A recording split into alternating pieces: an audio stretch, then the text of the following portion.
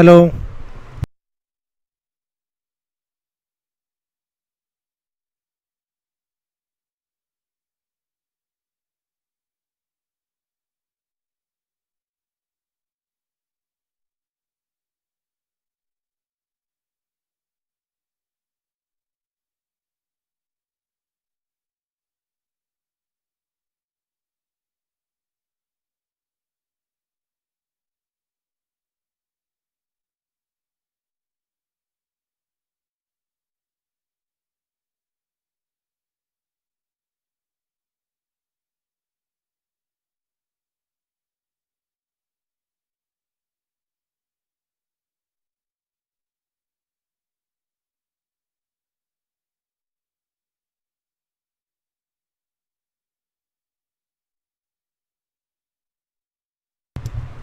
Hello.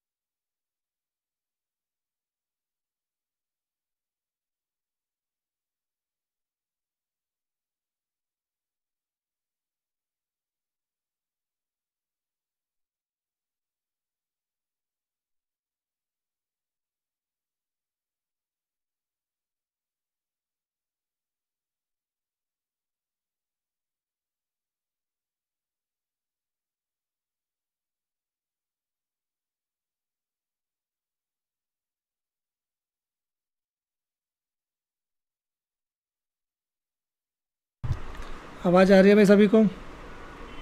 Audio video एक बार check कर लो।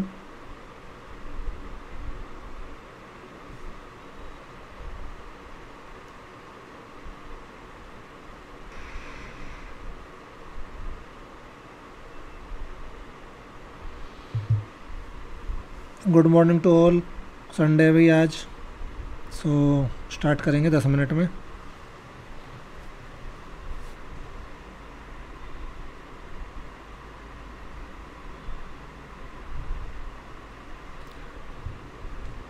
लिटिल बिट लो, अब चेक करो क्लियर है क्या? अब चेक करो, आवाज़ कम तो नहीं है?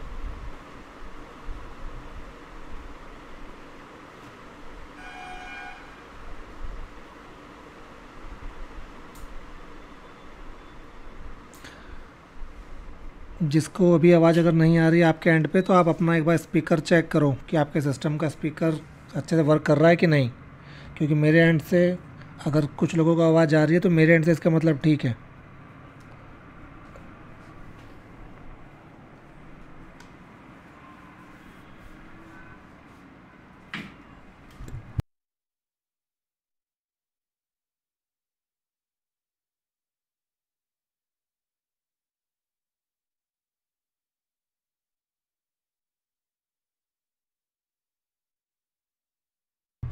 बैकग्राउंड मरमर नहीं होगा, वो फ़ैन चल रहा था तो उसकी आवाज़ वो आपको आ रही थी। ठीक है, अभी ठीक आ रही होगी। आई डोंट थिंक सो कि कोई डिस्टर्बेंस अभी बैकग्राउंड से आ रहा होगा एम्बुलेंस की आवाज़ के अलावा।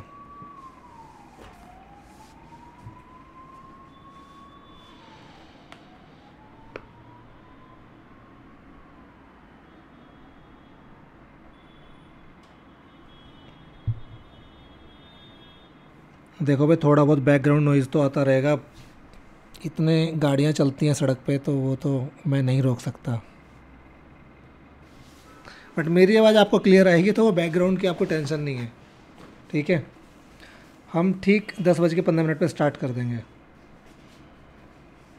फर्स्ट डे है तो काफ़ी लोगों को अभी आने में, संडे है, सब लेज़ी एकदम आराम से लेटे होंगे सुबह सुबह।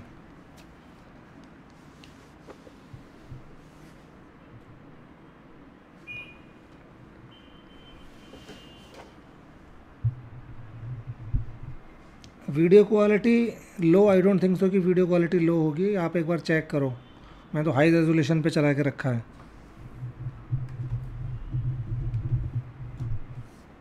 वीडियो क्वालिटी का इशू आ रहा है क्या भाई, और बाकी लोगों को भी?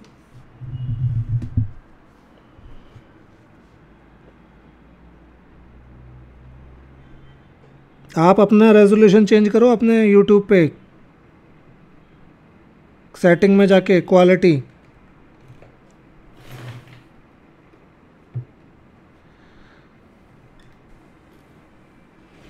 आप अपने यूट्यूब पे जाके सेटिंग में जाके क्वालिटी वो करोगे तो वो ठीक हो जाएगी। और यूट्यूब मतलब लाइव में आई थिंक वो 480 शायद मैक्सिमम है, क्योंकि हमने अपने एंड से मैक्सिमम रखी है।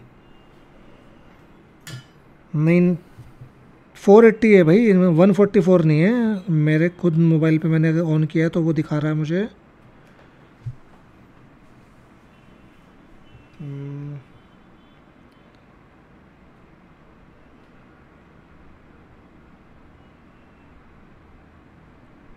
720। मैंने अपने मोबाइल पे ऑन किया है तो उसमें मुझे 720 दिखा रहा है, 144 तो नहीं। आप अपने सेटिंग को जाके चेंज करो, और या फिर वो ऑटो पे है और वो आपके इंटरनेट के हिसाब से आपको फीड दे रहा है। ऑटो से हटा के आप उसको बेटर क्वालिटी पे करो।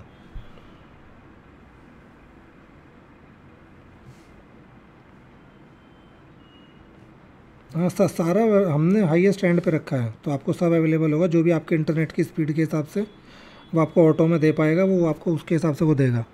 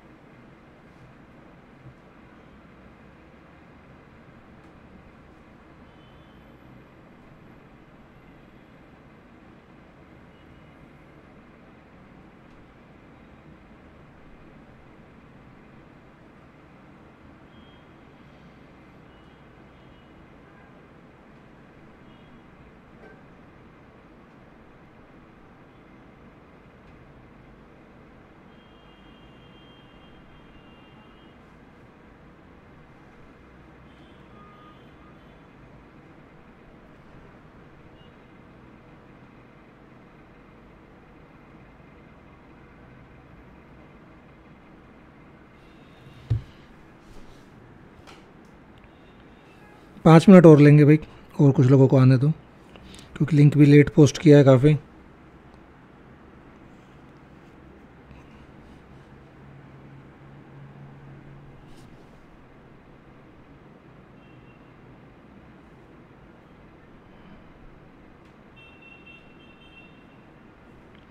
देखो पोजीशन साइजिंग, रिस्क मैनेजमेंट और ट्रेडिंग साइकोलॉजी पे जो हम बात करेंगे ना, मतलब जितना मैंने मेरे एक्सपीरियंस से जो भी मार्केट में फील किया है, फेस किया है, या उसको कैसे ओवरकम किया है, हम वो सारी चीज़ों पर बात करेंगे आज।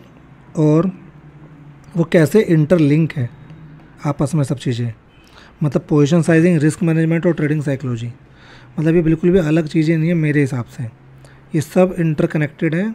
और आप एक चीज़ को ठीक कर लोगे, बाकी ऑटोमेटिकली ठीक हो जाती हैं। तो मैं आपको पूरा सिस्टम से बताऊंगा अभी।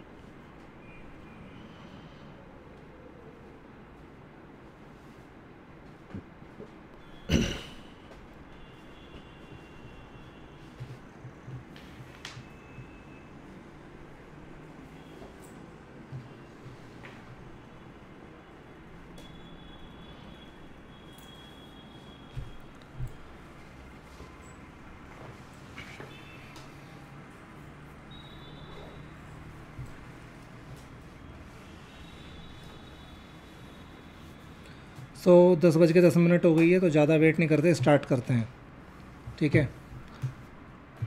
सो आज ये हमारा फर्स्ट वेबिनार है, फ्री वेबिनार की पूरी सीरीज़ अभी अगले 3 महीने के लिए हम लेके आने वाले हैं। हर वीकेंड पे ऑलमोस्ट हर संडे 10 AM, मतलब टाइम अभी यही सोचा है, लेकिन वो फिक्स नहीं है कि हर बार हो, लेकिन आप मोटा मोटे मान के चल सकते हैं कि वो फिक्स टाइम है, अल्ट्रेशन होगी तो वो अलग होगा। पूरा 3 महीने का एक सीरीज़ कंटेंट की पूरी, वो मैं आपके साथ शेयर करूँगा। अभी ये स्टार्टिंग की है ट्रेडिंग साइकोलॉजी से, इसीलिए ताकि आगे कोई भी चीज़ अगर आप पढ़ें या सीखें तो एटलीस्ट आपको बेसिक पता हो कि कितनी पोजीशन लेनी चाहिए, कितना पोजीशन साइजिंग रखना चाहिए, कितना रिस्क रिवॉर्ड होना चाहिए, वो सब चीज़ें पहले कवर होंगी, तो बाद में फिर उनको आपको प्रॉब्लम नहीं आएगी। ऐसा नहीं हो कि पहले आपने स्ट्रेटजी सीख ली और स्ट्रेटजी सीखने के बाद आपको सीखना पड़ रहा है कि पोजीशन साइजिंग रखनी कितनी है। तो इसलिए ये टॉपिक हमने सबसे पहले कवर किया है। ये लाइव यूट्यूब पे पड़ी रहेंगी सब, और हर वीकेंड पे एक लाइव हम सेशन रखेंगे कंटेंट का, ठीक है। So let's start. 1 से 1.5 घंटे का सेशन रहेगा, ज़्यादा लंबा नहीं, वीकेंड है, सब लोग अपने बहुत सारे काम होते हैं सबके। सो आज के हमारे 3 टॉपिक हैं बेसिकली, जिनको आप अलग अलग सुनते हो मार्केट में। रिस्क मैनेजमेंट, कि आपको अपना रिस्क कैसे मैनेज करना है, और अगर आप रिस्क मैनेज नहीं करोगे तो क्या क्या प्रॉब्लम आपको हो सकती हैं।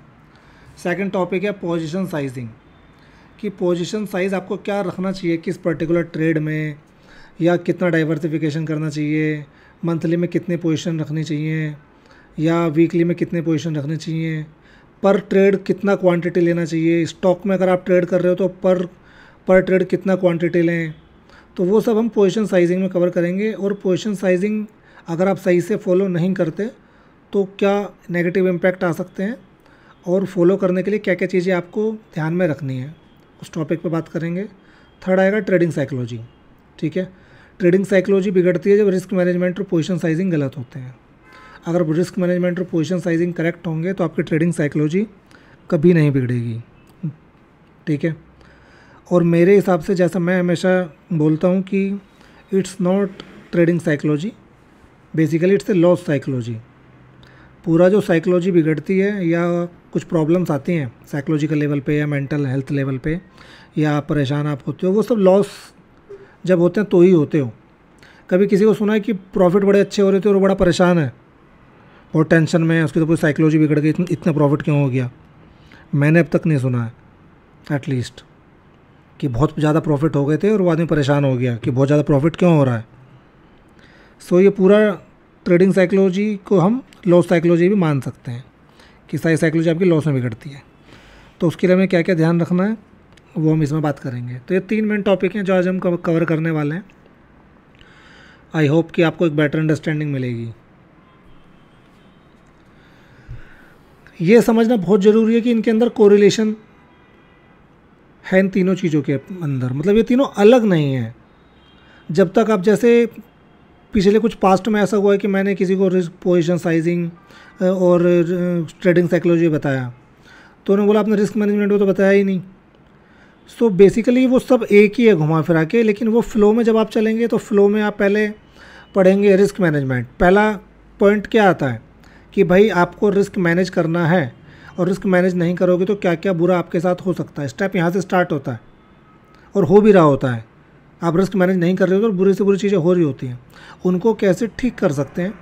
जैसे आप उनको ठीक करने जाओगे तो आपको सिंपल सी है कि आप लैंड करोगे पोजीशन साइजिंग पे, कि आपको पोजीशन साइजिंग ठीक करनी ही पड़ेगी, बिना उसके बाकी सारा रिस्क मैनेजमेंट बेकार है। पोजीशन साइजिंग को इम्प्लीमेंट करना ही रिस्क मैनेजमेंट करना है काइंड ऑफ। और इन सब ये दोनों आती हैं, ट्रेडिंग साइकोलॉजी का दायरा इन सबसे बड़ा है, तो इनमें कोरिलेशन यहाँ से स्टार्ट होता है। तो proper position sizing ensure that no single trade can severely impact your capital. Simple सा कि आप पोजीशन साइजिंग ऐसा करना चाहते हो कि कोई भी एक सिंगल ट्रेड आपके कैपिटल पे बड़ा डेंट ना दे। समझ गए? सिंपल फंडा यही है पोजीशन साइजिंग का। ऐसा ना हो कि आप कोई ट्रेड अपने कैपिटल का केवल 2% कैपिटल से ले रहे हो कोई ट्रेड, और कोई ट्रेड आप अपने पूरे कैपिटल का 60% उसमें डाल दे रहे हो। ठीक है, तो होगा क्या, वो 60% वाला ट्रेड अगर आपके अगेंस्ट गया तो वो आपको एकदम पूरा कैपिटल इरोड कर देगा। ठीक, फिर आते हैं position sizing bye defining the risk on A trade. जब आप एक किसी पर्टिकुलर ट्रेड पे रिस्क डिफाइन कर देते हो तो ऑटोमेटिकली आपने उसको पोजीशन साइजिंग में बांध दिया है। बट रिस्क कब डिफाइन होगा, जब पोजीशन डिफाइन होगी। कैसे? लेट एज्यूम कि एक मिनट पेन, लेट एज्यूम मुझे बैंक निफ्टी का एक ट्रेड लेना है, मैं एग्जांपल से आपको बता रहा हूँ। ठीक है, ट्रेड लेने के लिए मुझे, मैं वाइट बोर्ड पे बताता हूँ। लेट एज्यूम मुझे एक बैंक निफ्टी का ट्रेड लेना है, और मैंने चार्ट पे जाके देखा कि मेरा चार्ट पे जो स्टॉप लॉस आ रहा है वो स्टॉप लॉस आ रहा है 50 पॉइंट्स का। 50 पॉइंट्स का अगर स्टॉप लॉस आ रहा है, पहले स्टॉप लॉस डिफाइन होगा, यानी कि मैंने लॉस चेक करा कितना मुझे उस ट्रेड में हो सकता है, फिर मैं उसको डिफाइन करूँगा कि मुझे क्वांटिटी कितनी लेनी है। लेट एज्यूम मेरा एक एपेटाइट है, रिस्क एपेटाइट, कि मैं पर ट्रेड 1000 रुपीज़ का लॉस ले सकता हूँ। तो अगर मेरा 50 पॉइंट का एसएल है, अभी तो 15 का लॉट है, तो मैं एक लॉट लूँगा। पहले स्टॉप लॉस आएगा आपके सिस्टम के अकॉर्डिंग कि आपका सेटअप क्या बोल रहा है। ऐसा भी हो सकता है कि स्टॉप लॉस केवल 20 पॉइंट का ही आए, और फिर भी अगर आपका एपेटाइट 1000 रुपीज़ का है तो आप 45 क्वांटिटी यानी कि ऑलमोस्ट, मतलब यानी कि 50 क्वांटिटी ऑलमोस्ट 3 लॉट ले सकते हो। तो पोजीशन साइजिंग डिसाइड होती है रिस्क से, कि रिस्क कितना लेना है पर ट्रेड, वो डिफाइन होना पहले बहुत ज़रूरी है। ठीक है, अगर वो डिफाइन नहीं होगा तो पोजीशन साइजिंग डिफाइन नहीं हो सकती। लोग क्या गलती करते हैं, बैंक निफ्टी ऊपर जा रहा है, कॉल लेनी है या कॉल पुट बेचनी है, 10 लॉट बेच दिए, 10 लॉट सेल कर दिया है, बाई कर दिया। अब उन्होंने क्या देखा, मेरा तो बजट 1000 रुपये का ही है पर ट्रेड लेने का, अब वो इसके बाद स्टॉप लॉस लगाएंगे। अच्छा 10 लॉट हैं, ओके 150 क्वांटिटी हो गई 1000, ओके मैं 7 पॉइंट का एसएल लगा देता हूँ। अब वो 7 पॉइंट का एसएल किसी सिस्टम से बैठ ही नहीं रहा है, कोई सेटअप है ही नहीं जहाँ वो 7 पॉइंट का एसएल बैठ रहा है, वो आपने अपने मन से डिसाइड कर लिया। क्यों? क्योंकि आपने पहले पोजीशन साइजिंग ली और तब रिस्क डिफाइन किया। पहले रिस्क डिफाइन करना, तब पोजीशन साइजिंग ऑटोमेटिकली डिफाइन हो जाएगी। ठीक है, तो स्टेप बाय स्टेप इसलिए चलना ज़रूरी है। अब हम आगे आ जाते हैं इम्प्लीमेंटिंग रिस्क मैनेजमेंट टेक्निक। अब मान लिया आपने रिस्क मैनेजमेंट डिसाइड कर लिया, पहले आपने पोजीशन साइजिंग डिसाइड की, फिर आपने उसकी रिस्क देख लिया कि इतना रिस्क मुझे पर ट्रेड है। अब आपको उसको इम्प्लीमेंट करना है ताकि आपका इमोशनल स्ट्रेस को आप अवॉइड कर सको। और एक चीज़ और, ये जो रिस्क मैनेजमेंट है ना, जैसे बहुत से लोग बोलते हैं कि पर ट्रेड कितना रिस्क लेना चाहिए, या पर ट्रेड हम कितना कैपिटल उसमें डाल सकते हैं, और कैपिटल का कितना % उसमें हम रिस्क ले सकते हैं। ओके, सो मेरा ये मानना है, इसको मैं पहले एलेबरेट कर देता हूँ फिर हम आगे चलेंगे, कि एक चीज़ ना बहुत वो है कि जिसको लोग कभी ध्यान नहीं देते। क्या ध्यान नहीं देते? हर आदमी का रिस्क एपेटाइट अलग है, तो आप इसको जनरलाइज नहीं कर सकते कि इतना ही रिस्क लेना है पर ट्रेड, या आपको इसको बांध नहीं सकते हो किसी चीज़ में कि आप पर ट्रेड 1000 रुपये का लॉस लेना है। नहीं, ऐसा नहीं हो सकता, इट्स नॉट पॉसिबल। सबका रिस्क एपेटाइट अलग है। कोई मार्केट में मंथली 4% से ज़्यादा का ड्रॉ डाउन नहीं चाहता, और कोई 40 में भी कंफर्टेबल है। अब रिस्क एपेटाइट ही अलग हो गया, आप दोनों को कैसे एक जैसा जज कर लोगे कि दोनों एक जैसा रिस्क मैनेजमेंट रखें, या दोनों को एक थंब रूल बना दिया जाए। जैसे मुझे बहुत से लोग पूछते हैं, सर कोई थंब रूल बता दो कि इतना रिस्क मैनेज करना है, तो मैं हमेशा ये बोलता हूँ कि आपका रिस्क एपेटाइट के हिसाब से ही आपको रिस्क मैनेजमेंट करना है। आपको उसका बस तरीका पता होना चाहिए। पहला उसके स्टेप क्या होना चाहिए, आपको अपना असेसमेंट करना है कि मेरा रिस्क एपेटाइट कितना है।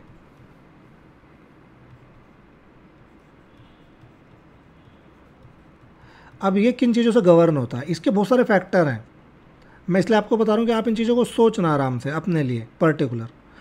अब एक आदमी कंडीशन है कि वो डेप्ट फ्री है, उस पर कोई डेट है ही नहीं, कोई लोन्स नहीं है, कुछ नहीं है, किसी का कोई पैसा नहीं देना उसको, वो एकदम फ्री माइंड है दुनिया में। एक आदमी ऐसा है कि उसको भाई लोन चल रहे हैं, ईएमआई चल रही हैं, घर की ईएमआई चल रही हैं। तो दोनों का रिस्क एपेटाइट एकदम अलग हो गया। जिस पे कोई लोन्स नहीं है या कोई डेट नहीं है वो आराम से ज़्यादा रिस्क ले सकता है, और जिसको पता है कि मैं रिस्क बहुत ही कम ही लेने की मेरी वो है क्षमता, क्योंकि मुझे बाकी चीज़ें भी मैनेज करनी है, तो दोनों का अलग हो गया। आप पे डेट कितना है ये गवर्न करता है, फैमिली कंडीशंस, ये ना बहुत मैं आपको डीप बता रहा हूँ ताकि आप इन चीज़ों पे एक बार विचार करना। हर आदमी की फैमिली कंडीशंस अलग होती हैं। कोई एकदम अच्छी फैमिली से आता है जिन पे पैसे की कमी नहीं है, कि पापा की संपत्ति 100 करोड़ से ऊपर है, पापा कह रहे हैं 1 करोड़ अगर चला भी गया तो बेटा कोई दिक्कत नहीं है, टेंशन मत मानना। एक वो फैमिली है कि अगर 2000 भी चले गए तो शाम को पिताजी प्रवचन सुना रहे हैं, बेटा तूने 2000 रुपये, तू तो जुआ खेलता है। तो ये एकदम अलग सिनारियो हो गए। ये भी आपका रिस्क एपेटाइट को गवर्न करता है कि आपका भाई जिसको पैसे जाने में कोई दिक्कत नहीं है, जिस पे ऑलरेडी प्लेंटी ऑफ मनी है, उसका रिस्क एपेटाइट ऑटोमेटिकली ज़्यादा होगा और उसका साइकोलॉजी भी नहीं बिगड़ेगा थोड़े बहुत लॉस में। बट आप उस लेवल का रिस्क नहीं ले सकते क्योंकि आपका एपेटाइट अलग है, तो आपको कम रिस्क ही लेना पड़ेगा ताकि आपकी साइकोलॉजी ना बिगड़े। तो ये बहुत वो करता है कि आपकी फैमिली कंडीशन कैसे, फाइनेंशियल कंडीशन बेसिकली फैमिली की। तीसरा जो मुझे एक चीज़ और लगती है कि आपकी फैमिली का एनवायरनमेंट कैसा है। फैमिली एनवायरनमेंट से मेरा मतलब है कहने का कि देखो अलग अलग टाइप की फैमिलीज़ होती हैं। पैसा एक अलग चीज़ है और एक होता है साइकोलॉजी फैमिली की भी। जैसे मैं बिलोंग करता हूँ एकदम टिपिकल कंजर्वेटिव फार्मर फैमिली से। मैंने बोला टिपिकल कंजर्वेटिव, मतलब जिनके लिए एक सरकारी नौकरी, चाहे वो पुलिस में सिपाही की हो, वो बहुत बड़ी है। अगर आप 10 करोड़ 20 करोड़ का बिजनेस भी कर रहे हो तो वो छोटा है। मैं उस बेल्ट से मैं बिलोंग करता हूँ, वेस्टर्न यूपी से, ठीक है। तो मेरी फैमिली का जो एनवायरनमेंट है वो एकदम अलग लेवल का है। किसी का अलग लेवल का हो सकता है कि उनके ब्लड में बिजनेस हो, मान लें पंजाबी हैं, गुजराती हैं, तो बहुत सारे ऐसे हमारे सोसाइटी में वो हैं सेगमेंट जो रिस्क लेने में उनको टेंशन नहीं होती। मतलब उनका कम बजट भी होगा तो रिस्क ले लेते हैं, उन्हें कोई दिक्कत नहीं है। और एक हमारी फैमिलीज़ हैं जो मतलब पर्टिकुलर, मैं तो मेरी फैमिली बोलूँगा कि उन्हें एफडी के अलावा कुछ समझ ही नहीं आता है आज भी, ठीक है। तो ये बहुत चीज़ आपके रिस्क एपेटाइट पे वो आती है। और आप जिस फैमिली में पले बड़े होते हो उसका कुछ ना कुछ इम्पैक्ट आपके ऊपर हमेशा रहता है। आप चाहे कितना भी आगे निकल जाओ, वो जो रूट्स है ना वो कभी जाएंगी नहीं और वो जाती भी नहीं है। मतलब मैं भी अभी भी कुछ ना कुछ पैसा सेफ कि भाई चलो कुछ एफडी में डाल देते हैं, कुछ इधर रख देते हैं, कुछ उधर, वो करता हूँ क्योंकि वो मुझे बचपन से सिखाया गया है, मेरे ब्लड में है, वो मैं नहीं निकाल सकता, निकलता भी नहीं है। तो ये सब चीज़ें ना आपको आपका रिस्क एपेटाइट डिसाइड करने में मदद करेंगे। आपको इनका असेसमेंट करना है कि भाई मेरी फैमिली कंडीशंस क्या है, मेरी फाइनेंशियल कंडीशंस क्या है, मेरे पे कितना जिम्मेदारियां हैं। एक तो होता है कि आप ही सोल ब्रेड अर्नर हो लाइफ के, मतलब फैमिली के, आप ही को पूरी फैमिली के लिए सब चीज़ें मैनेज करनी है। एक कंडीशन होती है कि भाई पिताजी कर रहे हैं, बड़े भाई कर रहे हैं, कोई दिक्कत नहीं है, मेरे अपनी सैलरी में तो कुछ मैंने इधर उधर खर्च कर भी दिए तो कोई दिक्कत नहीं है। एक वो भी एक अलग सिनारियो आ गया कि अगर आपको जो सैलरी मिलती है उसमें से आपको घर भी चलाना है तो भाई आपका रिस्क ऑटोमेटिकली नीचे आ जाएगा, रिस्क लेने की क्षमता। और अगर ऐसा है कि घर तो चले रहा है, घर की मुझे कोई टेंशन नहीं है, जो कमा रहा हूँ वो मुझे ही खर्च करना है, तो फिर तो कोई दिक्कत ही नहीं है। तो ये रिस्क एपेटाइट अब आपको असेसमेंट करना है। इसलिए मैंने पहले ये इसलिए बताया कि कोई थंब रूल नहीं होता कि एक लेटर पे लिख के दे दो कि इतना इतना रिस्क लेना है। हर आदमी का एकदम अलग रिस्क एपेटाइट है, हर इंडिविजुअल का। मेरा अलग होगा और शायद मेरे भाई का अलग होगा जो मेरे से छोटा है, क्योंकि उस पर कोई रिस्पॉन्सिबिलिटी नहीं है, तो उसका अलग हो गया एक ही घर में, ठीक है, आपके साथ भी ऐसी कंडीशंस होंगी। ठीक है, अब आगे चलते हैं। तो ये आपको समझ में आ गया कि रिस्क एपेटाइट अलग क्यों होता है।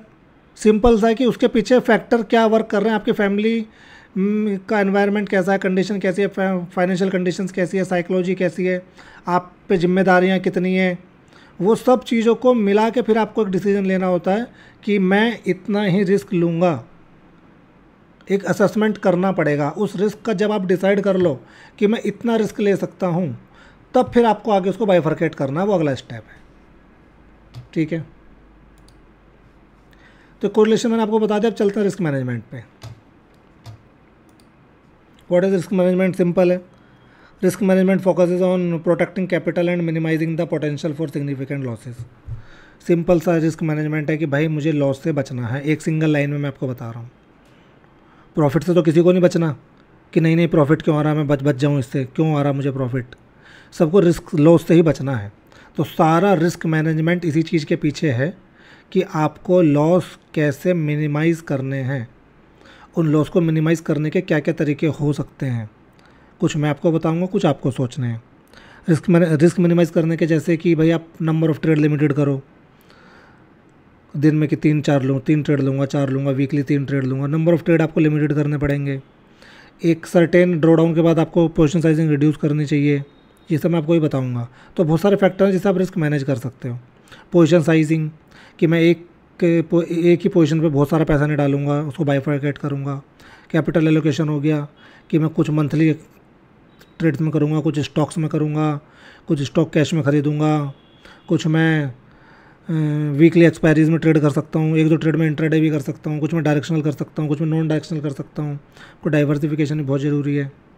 तो अब आगे चलता है रिस्क मैनेजमेंट पूरा टॉपिक, इसको कवर करते हैं।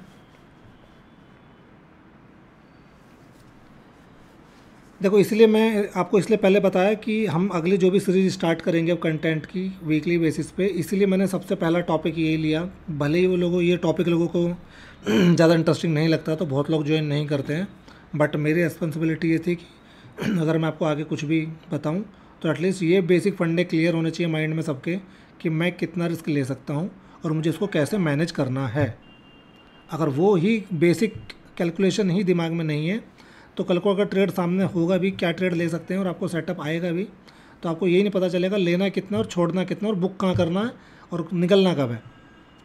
ठीक है, देखो अगर आप आउटकम क्या हो सकते हैं पुअर रिस्क मैनेजमेंट के, क्या आउटकम होंगे? सबसे बड़ा आउटकम तो यही है भाई, सिग्निफिकेंट लॉसेज, अकाउंट के अकाउंट खाली हो जाते हैं। पता चला अकाउंट ही खाली हो गया, सबसे बड़ा सिग्निफिकेंट मतलब इसका तो आउटकम तो यही है। इससे बड़ा आउटकम और कोई नहीं है कि आपने अपना अकाउंट ही खाली कर दिया। पहले पैसा डाले 1 लाख कहीं से इधर उधर से करके, सैलरी में से बचा के आपने 1 लाख डाले, वो 1 लाख ख़त्म हो गए। फिर आपने दोबारा डाले, फिर दोबारा ख़त्म हो गए, तिबारा डाले, फिर तिबारा ख़त्म हो गए। तो सबसे बड़ा आउटकम तो एक ही सिंगल आउटकम अगर आप सबसे बड़ा बोलो तो वो है सिग्निफिकेंट लॉस, जो आपके कैपिटल को पूरा इरोड कर सकते हैं अगर रिस्क मैनेज नहीं करोगे, और आपको साइकोलॉजिकल लेवल पे भी हिट कर सकते हैं। ठीक है, सेकंड जो फिर अगर जब लॉसेस हो जाते हैं, अब सब चीज़ ना इंटरकनेक्टेड है। मैंने आपको क्या समझा, कुछ भी ऐसा नहीं कि अलग कोई टॉपिक हो, सब एक फ्लो में होता चला जाता है। स्टार्टिंग कहाँ से होती है? बिना रिस्क मैनेज करे आप फालतू के ट्रेड लेते हो, नंबर ऑफ़ ट्रेड ज़्यादा होते हैं और नंबर ऑफ़ क्वांटिटी ज़्यादा होती है। बेसिकली 2 चीज़ें आप इतनी ज़्यादा कर देते हो, आप ही को नहीं पता चलता शाम तक मैंने करा क्या था आज दिन में, ट्रेड ही कौन से लिए थे, कितने लिए थे, कुछ नहीं पता होता आपका। बस वो ट्रेड लोग भरा पड़ा रहता है। मतलब ऐसा मेरे साथ मेरे अर्ली डेज़ में होता था, बट मेरे नंबर ऑफ़ ट्रेड एकदम लिमिटेड रहते हैं। जो लोग मेरे साथ लाइव में पिछले कुछ महीनों से सालों से जुड़े हुए हैं उनको पता है, 3 ट्रेड 4 ट्रेड, बहुत मैक्स हुआ तो 5 ट्रेड इंट्राडे, नहीं तो 3 इज़ द लास्ट लिमिट। 3 से ज़्यादा ट्रेड मैं इंट्राडे करता ही नहीं, डिस्क्रिशनरी। 3 हो गई, बहुत हो गई, दैट्स इट। बनना होगा 3 में बन जाएगा, नहीं बनेगा, नहीं बनना होगा तो 300 में भी नहीं बनेगा। और जब आप 3 ही ट्रेड लोगे, लिमिटेड नंबर ऑफ़ ट्रेड, तो आप अच्छे सेटअप पे ट्रेड लोगे। जब आपको पता मुझे 3 नहीं लेनी, आपको दिखा यार बड़ा अच्छा है, यार बड़ा RSI ऊपर जा रहा है, ट्रेड ले लूँ, आपको लगेगा नहीं यार इतना अच्छा नहीं है सेटअप, ठीक है छोड़ देता हूँ। फिर आपने देखा 2-3 इंडिकेटर मिला के, या प्राइस एक्शन है, कहीं ब्रेकआउट हो रहा है, वॉल्यूम आ रहा है, आपको 5-6 चीज़ें दिखी सर्कमस्टांस की, बड़ा अच्छा सेटअप दिख रहा है, तब आप कॉन्फिडेंस में ले पाओगे। लेकिन आपने पहले RSI वाला फर्जी ट्रेड ले लिया होगा और उसमें लॉस हो गया होगा, तो जब आपका अच्छा ट्रेड पड़ेगा सामने तब आप उसको ले ही नहीं पाओगे, आप डर के मारे नहीं ले पाओगे क्योंकि सुबह ही लॉस करके बैठे हो। ठीक है, तो जब वो सिग्निफिकेंट लॉस होते हैं तो इमोशनल डिस्ट्रेस भी होता है। ये ना बहुत मेजर चीज़ है।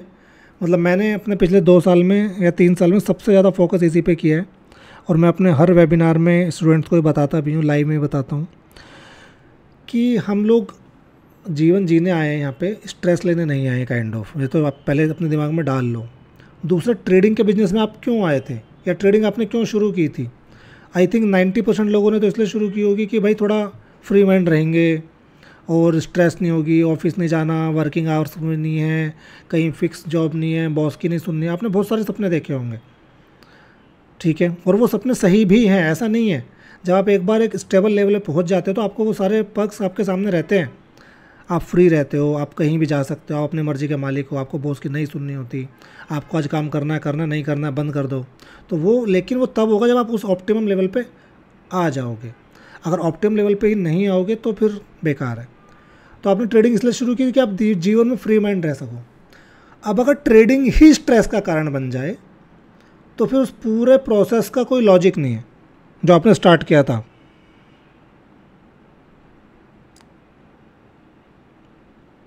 है ना, उसका फिर कोई लॉजिक ही नहीं बैठता। तो अपने दिमाग में पहले तो ये बैठा लो कि भाई ट्रेडिंग करनी है, स्ट्रेस नहीं लेना है। जीवन ट्रेडिंग के अलावा ही बाहर बहुत अच्छा है, फैमिली है, बच्चे हैं, माँ बाप हैं, घूमना फिरना, मैं तो खाने का भी शौकीन हूँ, थोड़ा अच्छी चीज़ें खाना। तो जीवन ट्रेडिंग के बाहर भी है, लेकिन वो तभी आप जी पाओगे अच्छे से जब आप यहाँ मतलब स्ट्रेस में नहीं रहोगे। तो इमोशनल स्ट्रेस आएगा, जैसे आपका रिस्क मैनेजमेंट बिगड़ेगा, और जैसे ही इमोशनल बैलेंस बिगड़ेगा आगे क्या होगा अब आप ही बताओ। आगे क्या होगा, क्या चीज़ होगी फिर आपके साथ, क्या करोगे फिर आप अपने अकाउंट के साथ?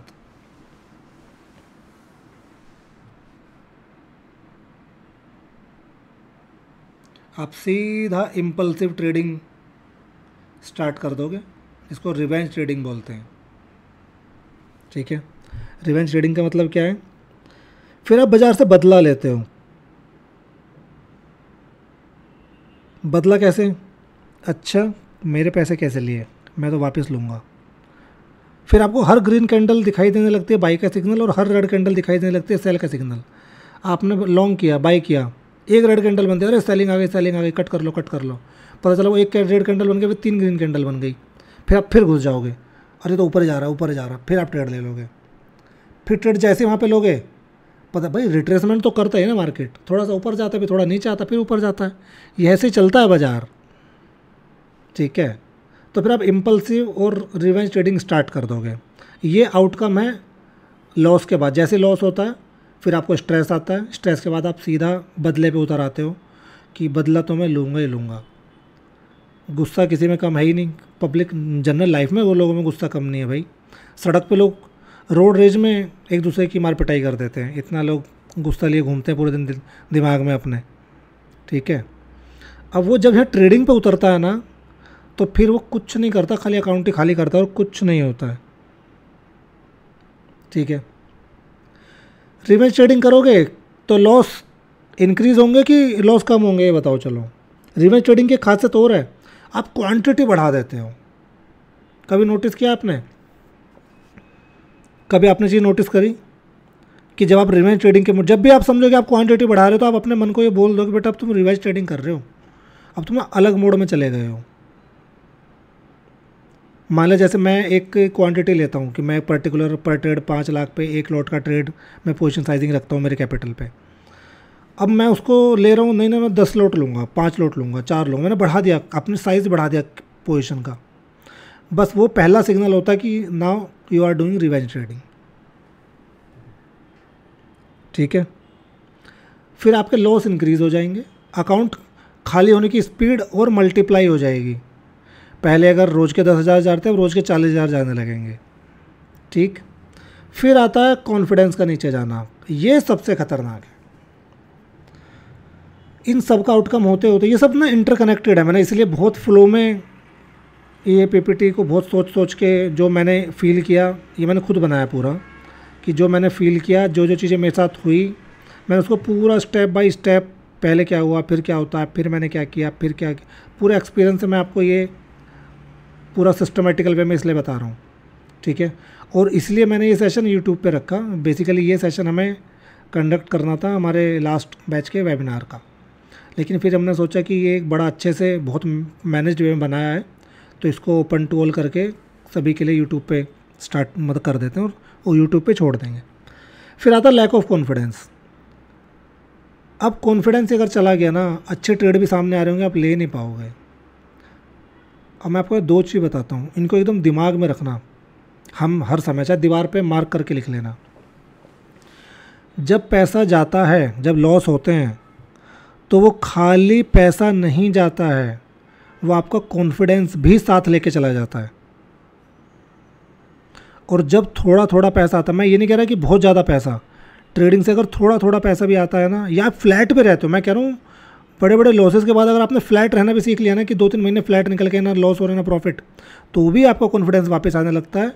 आपको ये कॉन्फिडेंस रहने लगता है कि एटलीस्ट ना I can save my capital, कि अब मैं कैपिटल जाने तो नहीं दूंगा, मैंने इतना सीख लिया है। वो आपके कॉन्फिडेंस को ऊपर लेके आता है। थोड़े थोड़े प्रॉफिट होने से, स्मॉल प्रॉफिट भी आपके कॉन्फिडेंस को फिर ऊपर लेके आते हैं। और दूसरी चीज़ जो मैं हमेशा हर जगह कोट करता हूँ, वो मेरी फेवरेट कोट है भाई। मैं विवेकानंद जी का बहुत फॉन्ड बिलीवर हूँ। तो एक बार उनसे किसी ने पूछा कि जीवन में सब कुछ खो देने से बुरा क्या है, कि आपने जीवन में सब कुछ खो दिया, घर, परिवार, ज़मीन, जायदाद, पैसे, धन, संपत्ति, ईच एंड एवरीथिंग, कि आपने सब खो दी, सब आपके पास से चली गई। Now you are alone without anything on this अर्थ।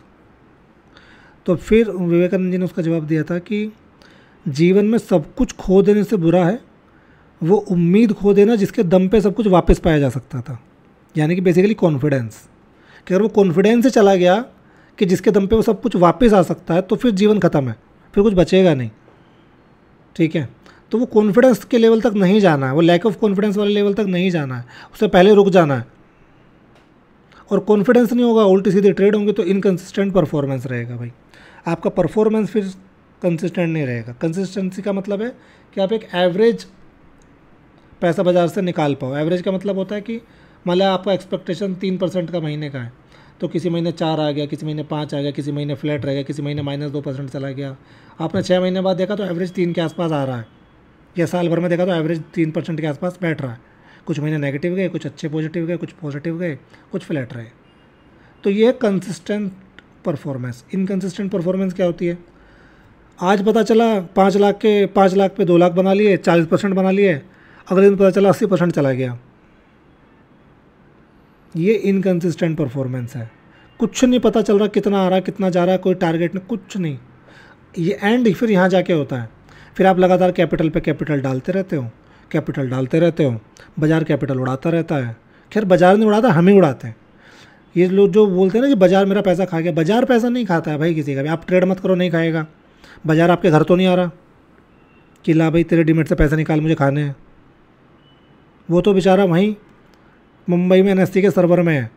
आप जाते हो, सुबह उठोगे, नींद नहीं आती बहुत से लोगों को तो भाई कि सुबह के 9 कब बजने हैं।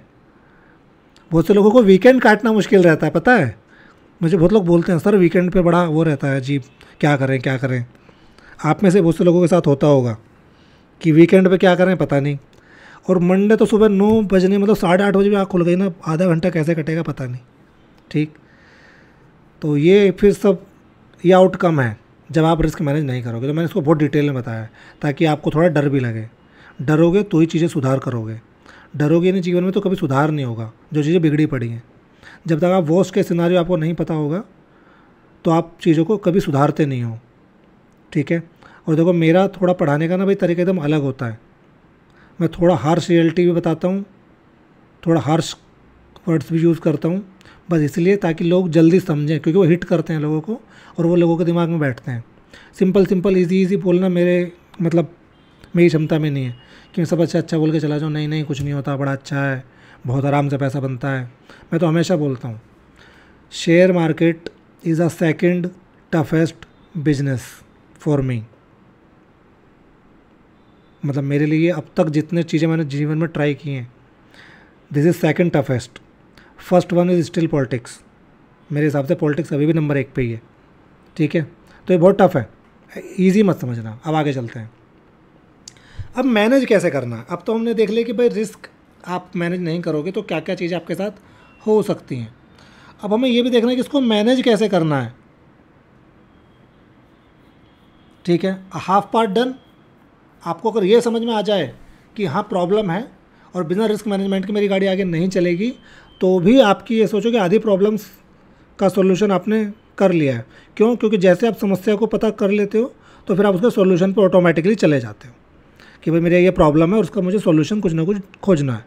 ठीक है, अब मैनेज कैसे करना। रिस्क मैनेजमेंट का सबसे सिंपल फंडा तो पता है सबसे पहला क्या होता है, एक रिस्क परसेंटेज डिसाइड करनी है, डेली पे भी मंथली फ्रेम पे भी, कि भाई मैं मंथ का इतना % रिस्क ले सकता हूँ।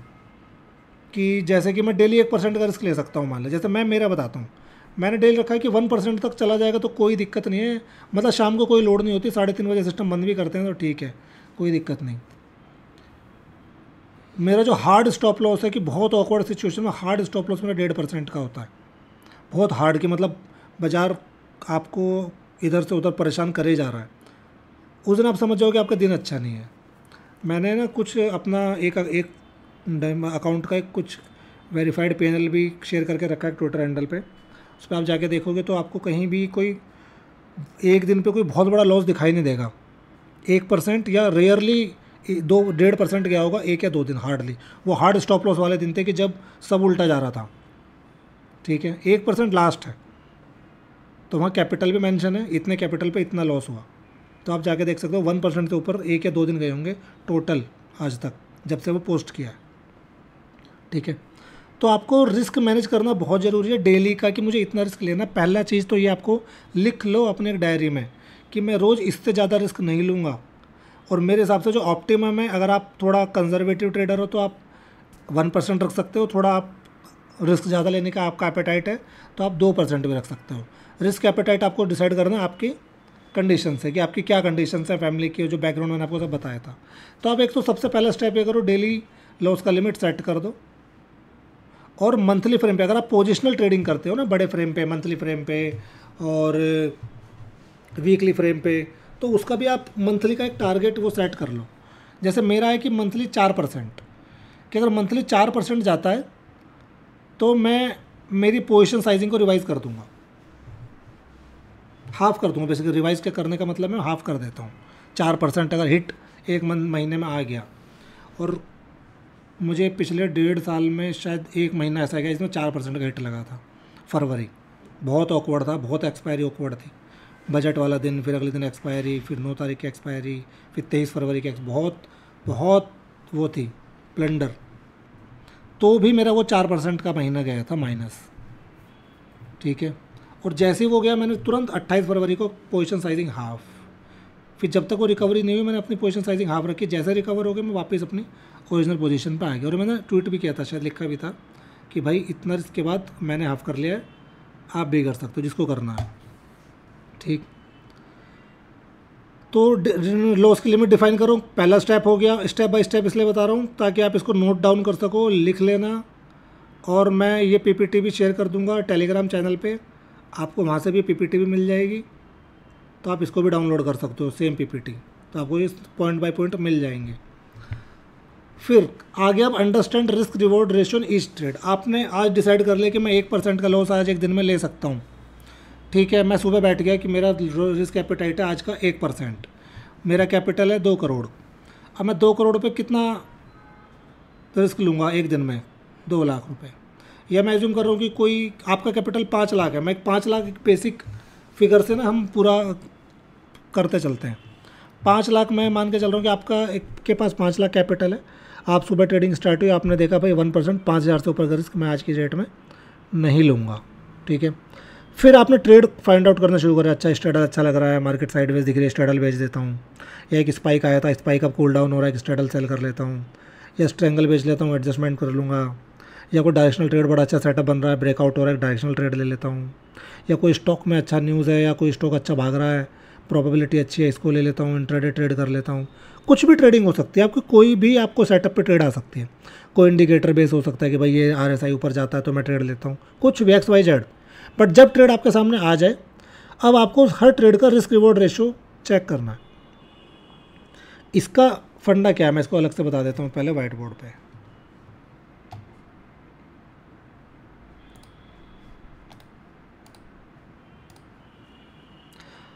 हर ट्रेड का रिस्क रिवॉर्ड चेक करना इसलिए ज़रूरी है, जैसे मैं हमेशा लाइव में बोलता रहता हूँ, जो मेरे साथ मेरे स्टूडेंट्स जो रहते हैं मैं उन्हें हमेशा बोलता हूँ कि मैं कोई भी पर्टिकुलर ट्रेड अगर लेता हूँ तो मैं उन्हें हमेशा बताता हूँ कि जैसे कोई कोई दिन होता है कि आज स्ट्रेडल के प्रीमियम टूटने की प्रोबेबिलिटी 40 पॉइंट की लग रही है आज की, आज 40-50 से ऊपर टूटने की प्रोबेबिलिटी दिख नहीं रही, प्रीमियम कम है, एवरेज डेज के हिसाब से प्रीमियम बड़े कम दिख रहे हैं और कुछ ऐसा डीके आ भी नहीं रहा है, तो प्रोबेबिलिटी बड़ी कम है, तो रिवॉर्ड कम है, तो मैं रिस्क कम ही लूँगा, तो मैं रिस्क कम लूँगा। अगर मुझे 40 पॉइंट ही मिलने हैं स्ट्रेडल में, मेरा एक्सपेक्टेशन ऐसा है कि आज 40 या 50 ही मिलेंगे, तो मैं 10-15 पॉइंट से ऊपर का रिस्क नहीं लूँगा उस पर्टिकुलर ट्रेड में।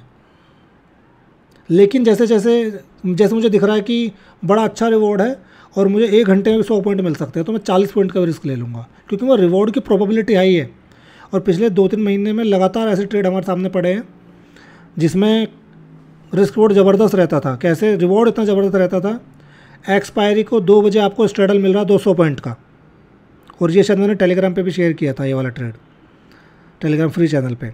एक्सपायरी वाले दिन बैंक निफ्टी की एक्सपायरी है और 2:05 पे बैंक निफ्टी का स्ट्रेडल 200 रुपये चल रहा है, 200 रुपीज़, जिसको अगले सवा घंटे में जीरो हो जाना है, तो रिवॉर्ड बहुत ज़बरदस्त था, तो वहाँ रिस्क लेना बनता था 50 पॉइंट का भी।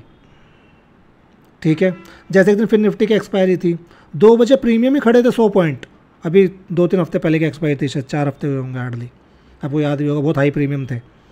अब वहाँ पे तो रिस्क लेना बनता था यार, 1 घंटा बचा और 100 पॉइंट खड़े, ऑलरेडी पूरा स्ट्रेडल में एक्सपायरी के दिन 80 पॉइंट से स्ट्रेडल खुलता है 85 पॉइंट से, और यहाँ पे 100 पॉइंट ऑलरेडी मिल रहे हैं 2 बजे, तो क्यों ट्रेड ना लें, रिस्क लेंगे, 40 पॉइंट का रिस्क लो, कोई दिक्कत नहीं, बट नॉर्मली 15 का भी नहीं लेना।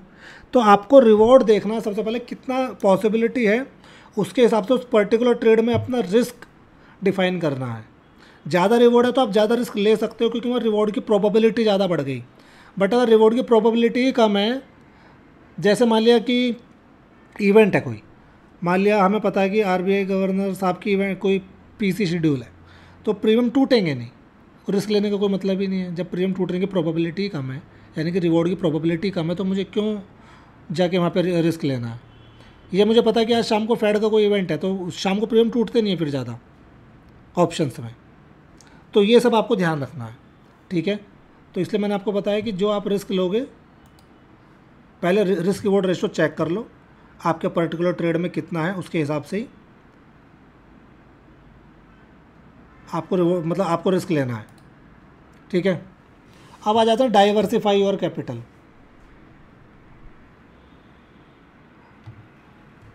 यहाँ पे मैं एक चीज़ और ऐड कर देता हूँ ये रिस्क रिवॉर्ड के साथ, फिर आगे चलेंगे। अब आ जाती है पोजीशन साइजिंग, जो मैं आपको पहले ऑलरेडी बता चुका। लेट एज्यूम मेरा रिस्क एपेटाइट है 5,000 रुपये का, मैं रिस्क ले सकता हूँ on A capital of 5 lakh in a single day. जैसे मैं क्या करता हूँ, मैं 3 ट्रेड करता हूँ बेसिकली, तो मैं अगर 3 ट्रेड करता हूँ तो मैं पर ट्रेड इतना इतना डाल सकता हूँ कि मैं पर ट्रेड इतना इतना रुपये का लॉस ले सकता हूँ। मेरा सिंपल सा लॉजिक है, 3 अगर बैक टू बैक ऐसे लग गए लगातार, तो मैं उस दिन की ट्रेडिंग बंद कर देता हूँ, system close. 3 back to back ऐसा लगने का मतलब है कि आप बहुत अच्छा सेटअप देख देख के ट्रेड ले रहे हो, फिर भी आपके 3 बैक टू बैक ऐसा लग रहे हैं, तो इसका मतलब उस दिन बाज़ार आपके कुछ ज़्यादा ही खिलाफ है, उस दिन फिर आपका दिन नहीं है, निकल जाओ, झगड़ा नहीं करना बाज़ार से बिल्कुल भी। तो अब मैं क्या काम करूँगा, अब मैं यहाँ से पोजीशन साइजिंग डिसाइड करूँगा। मैंने पहले नंबर ऑफ़ ट्रेड डिसाइड करे, पहला स्टेप, पहले मैंने डेली रिस्क डिफाइन किया 1%, जो कि कितना हुआ 5,000 रुपये, 5,000 रुपीज़। सेकंड, मैंने नंबर ऑफ़ ट्रेड डिसाइड किए, आप इनको 5 भी कर सकते हो, 4 भी कर सकते हो, 2 भी कर सकते हो, 1 भी कर सकते हो, बट क्या क्या होता है अगर आप एक ही ट्रेड दोगे, उसी का ऐसा लगे तो पूरा दिन बंद। 3-4 ट्रेड तो रखो, 1-2 का ऐसा लग गया, फिर भी तीसरे में उम्मीद रहती है क्या पता आ जाए। नंबर ऑफ़ ट्रेड मेरे हिसाब से 3 से 5 आप कुछ भी रख सकते हो, 3 to 5, 5 से ज़्यादा नहीं, 3 से कम नहीं, मैं एक अच्छा सिस्टम बन जाएगा। अब नंबर ऑफ़ ट्रेड डिसाइड होने के बाद उस जो आपने रिस्क एपेटाइट रखा था पूरे दिन के लिए, उसको डिवाइड कर लो। अब आपका पर ट्रेड रिस्क आ गया, पर ट्रेड आप कितना रिस्क ले सकते हो। और जब पर ट्रेड रिस्क आ गया, अब आपको पता है कि आपको इस पर्टिकुलर ट्रेड में 1500 का ही लॉस लेना है। अब स्टॉप लॉस के हिसाब से क्वांटिटी डिसाइड कर लो, quantity according to stop loss. और स्टॉप लॉस अपने मन से नहीं, एक ये जो मन की ट्रेडिंग है ना सबसे ख़तरनाक है। मेरा मन कह रहा है आज बाज़ार ऊपर जाएगा, मेरा मन कह रहा है तो नीचे गिरना चाहिए, मेरा मन कह रहा है क्वांटिटी ले लेता हूँ, मेरा मन कह रहा है 5 पॉइंट का एसएल बहुत है। जो मन की ट्रेडिंग है ना, ये सबसे ज़्यादा बर्बाद करती है आपको। ठीक है,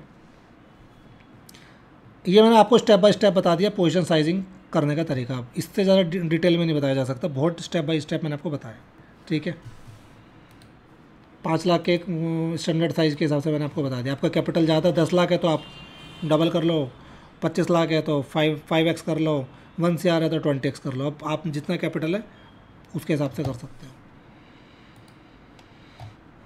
फिर आगे डाइवर्सिफाई और कैपिटल। डाइवर्सिफिकेशन से कहने का मेरा मतलब है कि आप स्टॉक्स में कुछ पैसा डाल सकते हो, कुछ पैसा आप ऑप्शन ट्रेडिंग में कर सकते हो अगर आप मतलब असेट अलग अलग करने हैं, या अगर ऑप्शन में अलग अलग करना है तो आप एक्सपायरीज अलग अलग कर सकते हो। कुछ पैसा आप मंथली ट्रेड्स में रखो, कुछ वीकली में, कुछ इंट्राडे में। उसमें भी कुछ आप रखो कि कुछ ट्रेड्स ऐसे हों जो बहुत आउटर ओटीएम टाइप हों, स्ट्रेंगल कैलेंडर टाइप, कुछ एटीएम एंड फ्लाई टाइप, कुछ हाई रिस्क रिवॉर्ड के, कुछ लो रिस्क रिवॉर्ड के, उनको भी आप डाइवर्सिफाई कर सकते हो। तो डाइवर्सिफिकेशन करने के बहुत तरीके हैं, बहुत। आप मंथली फ्रेम पे 2 ट्रेड लो अगर आप रेगुलर ट्रेडर हो। अगर आप ऑफिस गोइंग पर्सन हो तो आप मंथली फ्रेम पे 4 ट्रेड लो, वीकली फ्रेम पे 2 लो, इंट्राडे 1 लो। इसको रिवर्स कर दो, अगर आप पूरे दिन सिस्टम के सामने बैठते हो, इंट्राडे में 3-4 ट्रेड लो, वीकली में 2 लो और मंथली में 1 लो। पिरामिड को उल्टा कर दो, क्योंकि जिसके पास ज़्यादा टाइम वो छोटे फ्रेम पे ज़्यादा ट्रेड कर सकता है, और जिसके पास टाइम नहीं है उसको छोटे फ्रेम पे ज़्यादा ट्रेड नहीं करने चाहिए, उसको बड़े फ्रेम पे ज़्यादा ट्रेड करने चाहिए। ठीक है, डाइवर्सिफिकेशन हो गया। मैनेज, ये रिस्क मैनेज करने के तरीके हैं हमारे सारे। कीप इमोशन इन चेक, ये बहुत ज़रूरी है भाई। फिर वही आ गया, इम्पल्सिव ट्रेडिंग में नहीं जाना। प्रॉफिट भी, जैसे मैंने बहुत से लोगों को देखा है, बहुत से लोगों का, यार मेरे साथ भी यही होता था स्टार्टिंग डेज में। प्रॉफिट वाला दिन, मतलब कई बार ऐसा होता था कि मेरा 5-7-10 लाख का अकाउंट और मैंने 50,000 बना लिए उल्टी सीधे ट्रेड करके सुबह के घंटे में। अब उसके बाद भी मेरे इमोशंस, मेरी ग्रीड कंट्रोल में नहीं है। आपके साथ ही बहुत लोगों के साथ ऐसा होता था। 50,000 मॉर्निंग में प्लस, तो शाम को पता चला 70,000 70,000 माइनस में अकाउंट शाम को बंद हुआ। और आपको ये रिग्रेट हो रहा है, ये 3:30 बजे बाजार बंद कैसे हो गया, मैं तो अभी इसको कवर कर ही देता, ये तो बाजार ही बंद हो गया। ऐसा कितने लोगों के साथ होता है बताओ?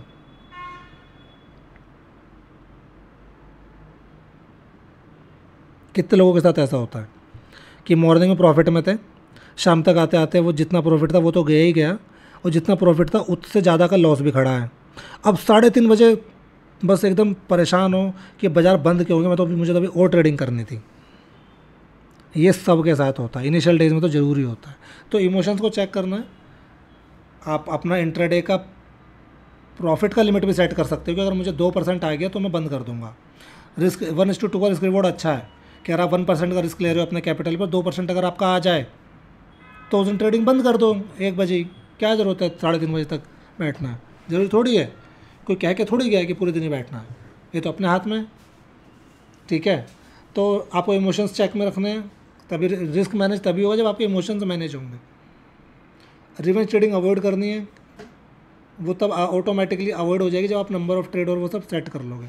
मैंने इसके बाद भी इसको इसलिए लिखा है कि कभी कभी क्या होता है कि आपके नंबर ऑफ़ ट्रेड कंप्लीट हो गए, फिर भी आपके हाथ शांत नहीं रहते हैं, हाथ में खुजली होती रहती है, नहीं यार एक और ले लेता हूँ। वो अवॉइड करना है कंप्लीट। मतलब देखो, जब मैंने शुरू में देखा कि मैंने कुछ रूल बनाए और मेरे साथ के सबके साथ ये प्रॉब्लम होती है, और मैं शुरू में उन रूल्स को खुद ही फॉलो नहीं कर पाता था, होते ही नहीं थे फॉलो। फिर मैंने उनको अपने सामने रखा कि अब मैं कोई भी ट्रेड तब लूँगा जब पहले एक बार रूल पढ़ लूँगा, तो उससे आपके बहुत सारे डिसीजन ठीक हो जाते हैं। ठीक है, आपको अपने रूल्स को अपने ब्लड में उतारना ही पड़ेगा, उसका और कोई ऑल्टरनेटिव नहीं है।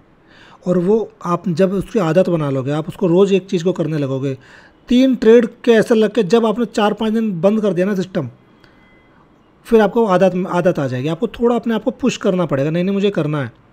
इसके लिए मैं तो अपने आप को एक ही चीज़ करता था कि मैं अपने आप को बोलता था कि भाई अगर तुम खुद की ही नहीं सुन पा रहे हो, तुम अपनी कही हुई बातें तुम खुद ही इम्प्लीमेंट नहीं कर पा रहे हो, तुम खुद ही नहीं सुन पा रहे हो अपनी बात भी, तो कोई दुनिया में तुम्हारी बात कोई क्यों मानेगा? तुम्हारे बीवी बच्चे माँ बाप फैमिली रिलेटिव फ्रेंड्स, कोई भी आदमी तुम्हारी बात क्यों मानेगा जब तुम खुद की बात नहीं मान रहे हो?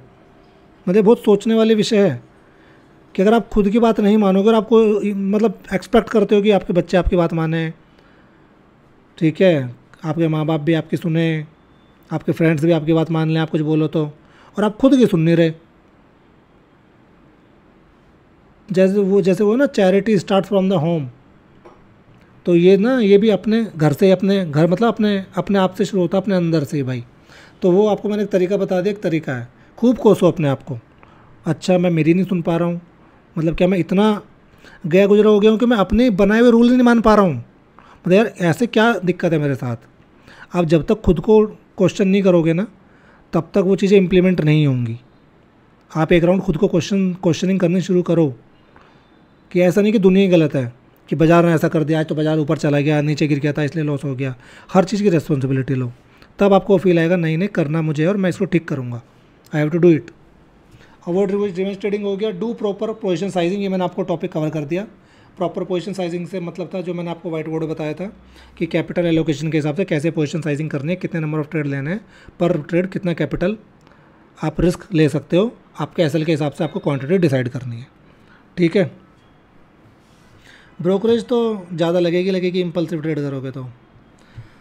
अब आगे पोजीशन साइजिंग, वैसे मोटा मोटी मैंने कवर कर लिया पोजीशन साइजिंग उसी में व्हाइट बोर्ड पर और उसमें, लेकिन फिर भी हम इसको थोड़ा सा देख लेते हैं, फिर साइकोलॉजी पे जाएंगे। सब इंटरकनेक्टेड है, स्टार्ट होता है फिर ऑटोमेटिकली फ्लो में चीज़ें ऑटोमेटिकली ठीक होती चली जाती हैं। सो पोजीशन साइजिंग क्या है basically? Position sizing refers to determine the amount of capital you allocate to a specific trade. आप किसी पर्टिकुलर ट्रेड पे कितना कैपिटल डिप्लॉय कर रहे हो, ये पोजीशन साइजिंग है, ठीक है। It involves calculating the size of your position based on factor such as your risk tolerance, यानी कि कितना आप पर ट्रेड रिस्क लोगे। अकाउंट साइज से मतलब है कि आपका कैपिटल कितना है। भाई ज़्यादा कैपिटल है तो आप एब्सोल्यूट टर्म में थोड़ा लॉस ज़्यादा भी बियर कर सकते हो। एब्सोल्यूट टर्म में मान लिया मेरा 10 करोड़ का अकाउंट है, तो मुझे 10 लाख मतलब 1% के ऊपर 12 लाख भी चला गया, 15 लाख भी चला गया तो कोई दिक्कत नहीं है। छोटे कैपिटल पे दिक्कत होती है कि कैपिटल ही 50,000 है या 5 लाख है, तो उसमें दिक्कत आती है। And the potential for loss on the trade, ये सब फैक्टर आप देख के डिसाइड करते हो कि मुझे कितनी पोजीशन रखनी है, अपने उस पर्टिकुलर ट्रेड पे कितना आप कैपिटल डाल रहे हो रिस्क लेने के लिए, उसके हिसाब से। ये कंप्लीट सिंपल पोजीशन साइजिंग है। पोजीशन साइजिंग का मैंने आपको तरीका बता दिया, और एक रफ मतलब एक रैंडम तरीका ही बताऊंगा जो मैं यूज़ करता हूँ, एकदम रैंडम, जिससे आपको थोड़ी हेल्प मिलेगी। मैं रैंडम नहीं है, बहुत सोच समझ के बनाया है वो पूरा। आउटकम क्या है, यहाँ पे भी सेम आउटकम वही रहेंगे अगर आप पोजीशन साइजिंग ठीक नहीं करोगे। एक्सेसिव लॉस होंगे, एक किसी पर्टिकुलर ट्रेड में इतने ज़्यादा लॉस हो जाएंगे कि वो आपको 2-3 महीने पीछे कर देगा। जैसे मैं एक चीज़ हमेशा बोलता हूँ कि आप किसी एक दिन में किसी पर्टिकुलर एक ट्रेड पे उतना ही लॉस लो जो अगले 1-2 दिन में रिकवर हो सके। आप किसी सिंगल डे में किसी पर्टिकुलर ट्रेड पे इतना लॉस मत लो कि उसको रिकवर करने में 1-2 साल लग जाए, या कम से कम 1-2 महीने लग जाए। ऐसा कितने लोगों के साथ होता है कि वो एक दिन में इतना लॉस कर देते हैं कि फिर 2 महीने भी कवर नहीं होता। ये सबके साथ होता है, स्टार्टिंग में तो सबके साथ होता है, लेकिन कुछ लोग उस पीरियड को आगे चलाते रहते हैं जो टाइम पे चीज़ें नहीं समझना चाहते हैं। तो पर्टिकुलर किसी ट्रेड में इतना लॉस नहीं ले लेना कि वो पूरी साइकोलॉजी को अफेक्ट कर दे, पूरे कैपिटल को इरोड कर दे और आपको 2-3 महीने पीछे कर दे। ये जीवन की सबसे बड़ी बेवकूफ़ी है मेरे हिसाब से, कि आप एक ही ट्रेड पे इतना कैपिटल उड़ा दे रहे हो। इससे ज़्यादा बेवकूफ़ी और क्या हो सकती है, ठीक है।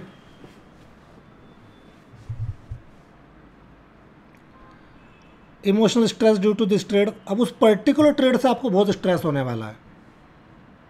अच्छा, अब स्ट्रेस में क्या क्या होता है, मैं स्ट्रेस के और आउटकम भी बताऊंगा साइकोलॉजी में जब चलेंगे, उसके आउटकम में तब बताऊंगा कि जब स्ट्रेस स्टार्ट होता है तो उसके आउटकम आपके फैमिली पे और उसमें क्या क्या होते हैं। मतलब मैं ये सेशन आपको बहुत डिटेल में बताने वाला हूँ। ऑलमोस्ट कितने टाइम हो गया हमें, 50 मिनट हो गई हैं, 40 मिनट और लेंगे अभी हम, 1.5 घंटा, ठीक है। इमोशनल स्ट्रेस उस पर्टिकुलर ट्रेड से इतना होगा कितने लोगों ने ये फील किया कि जिस दिन लॉस होता है उस दिन शाम को उनके शरीर में कोई एनर्जी नहीं होती है, 3:30 बजे उनका मन करता है बस लेट जाऊँ, कोई एक कप चाय पिला दे और बस एसी चला के मैं सो जाऊँ, बस कहीं बाहर जाना कुछ काम करना वो मन ही नहीं करेगा जाने का।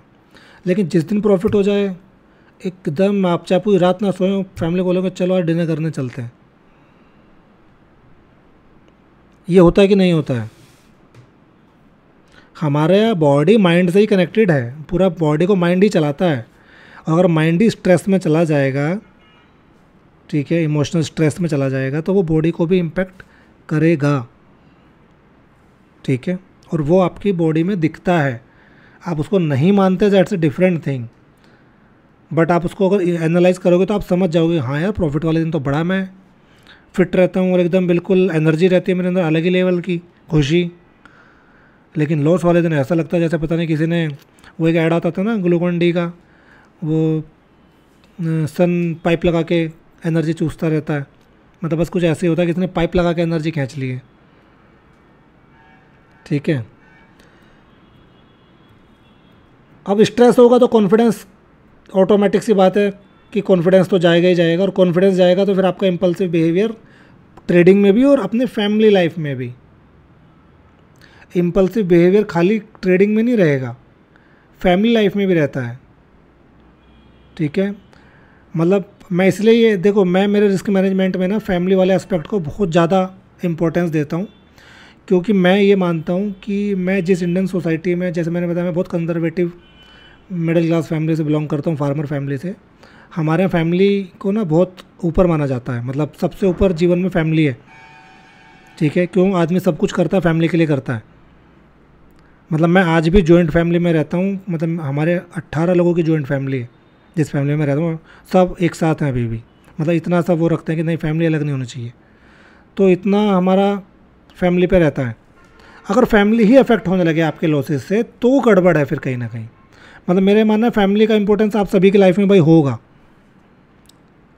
कुछ लोग होंगे शायद उनके लिए ना हो, या कुछ लोगों की शादी नहीं हुई होगी या माँ बाप से अलग रहते होंगे, तो उनके साथ हो सकता है कि शायद ऐसा ना हो, मैं इसको जनरलाइज़ नहीं कर रहा, बट मैं कह रहा हूँ majority of people of this country, यहाँ हमारे यूएस जैसा कल्चर नहीं है कि बड़े होते हैं माँ बाप से अलग।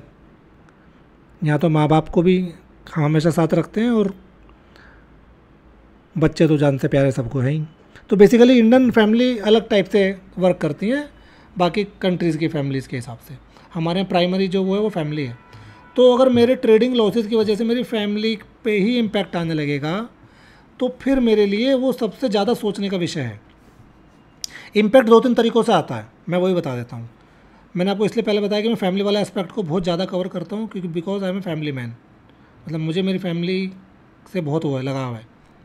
तो मैंने वो चीज़ें ना फील की हैं अपने ट्रेडिंग के स्टार्टिंग में, उस स्ट्रेस को मैंने फ़ील किया है। मैंने क्या क्या किया, आपके जब लॉस होते हैं और अगर आप मिडिल क्लास फैमिली से बिलोंग करते हो, जहाँ कुछ पैसा कमाना भी सबके लिए बहुत एक वो रहता है, मुश्किल टास्क रहता है कि महीने के 30,000 40,000 कैसे कमाएँ, 25,000 50,000, ठीक।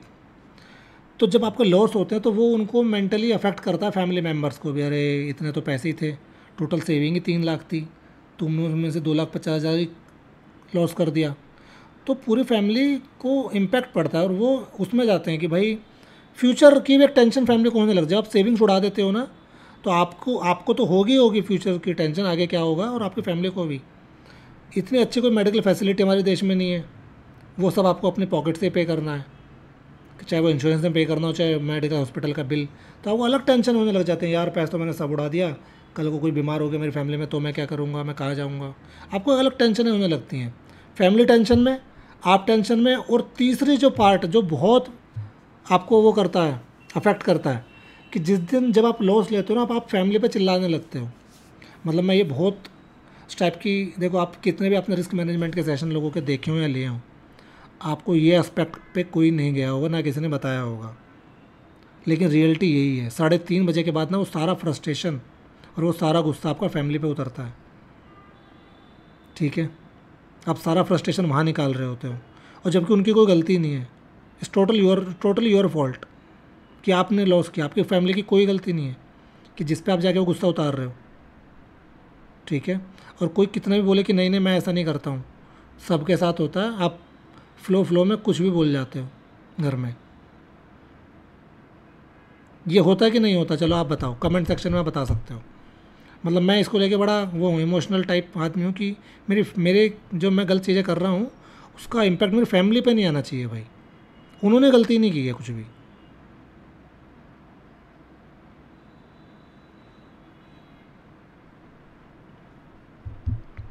तो आप ये चीज़ समझ लो कि आप जो सब चीज़ें कर रहे हो अपने फैमिली के अच्छे के लिए करना चाहते हो, ट्रेडिंग से पैसा कमाने का जो आपका मोटिव है, और अगर आप लॉस करके वो वही चीज़ें ही अलग डायरेक्शन में चले जाएंगे तो फिर कोई सेंस नहीं बनता जीवन में कुछ भी करने का, अगर फैमिली परेशान है तो। ठीक है, थोड़ा सा मैंने इसको थोड़ा ज़्यादा एलेबोरेट कर दिया क्योंकि मैंने ये चीज़ ना बहुत फील करी मेरी इनिशियल डेज़ में, और मैं इसको लेके बड़ा परेशान भी रहता था कि मैं क्यों ऐसा कर रहा हूँ। ठीक है, फिर आ जाता है डिफ़िकल्टी इन रिकवरी, कि जब आप इस मोड में चले जाते हो सब चीज़ें बिगड़ने लगते हैं, फिर आप रिकवरी नहीं होती है। फिर मुझे बहुत लोग मिलते हैं, सर हम रिकवरी कैसे करेंगे। मैं सिंपल से बोलता हूँ, रिकवरी तो पहले भूल जाओ। आप जब तक लॉसेस को नहीं भूलोगे, नई शुरुआत नहीं करोगे, नए रूल्स नहीं बनाओगे, उनको अपनी ट्रेडिंग और लाइफ में इम्प्लीमेंट नहीं करोगे, तब तक रिकवरी नहीं होगी।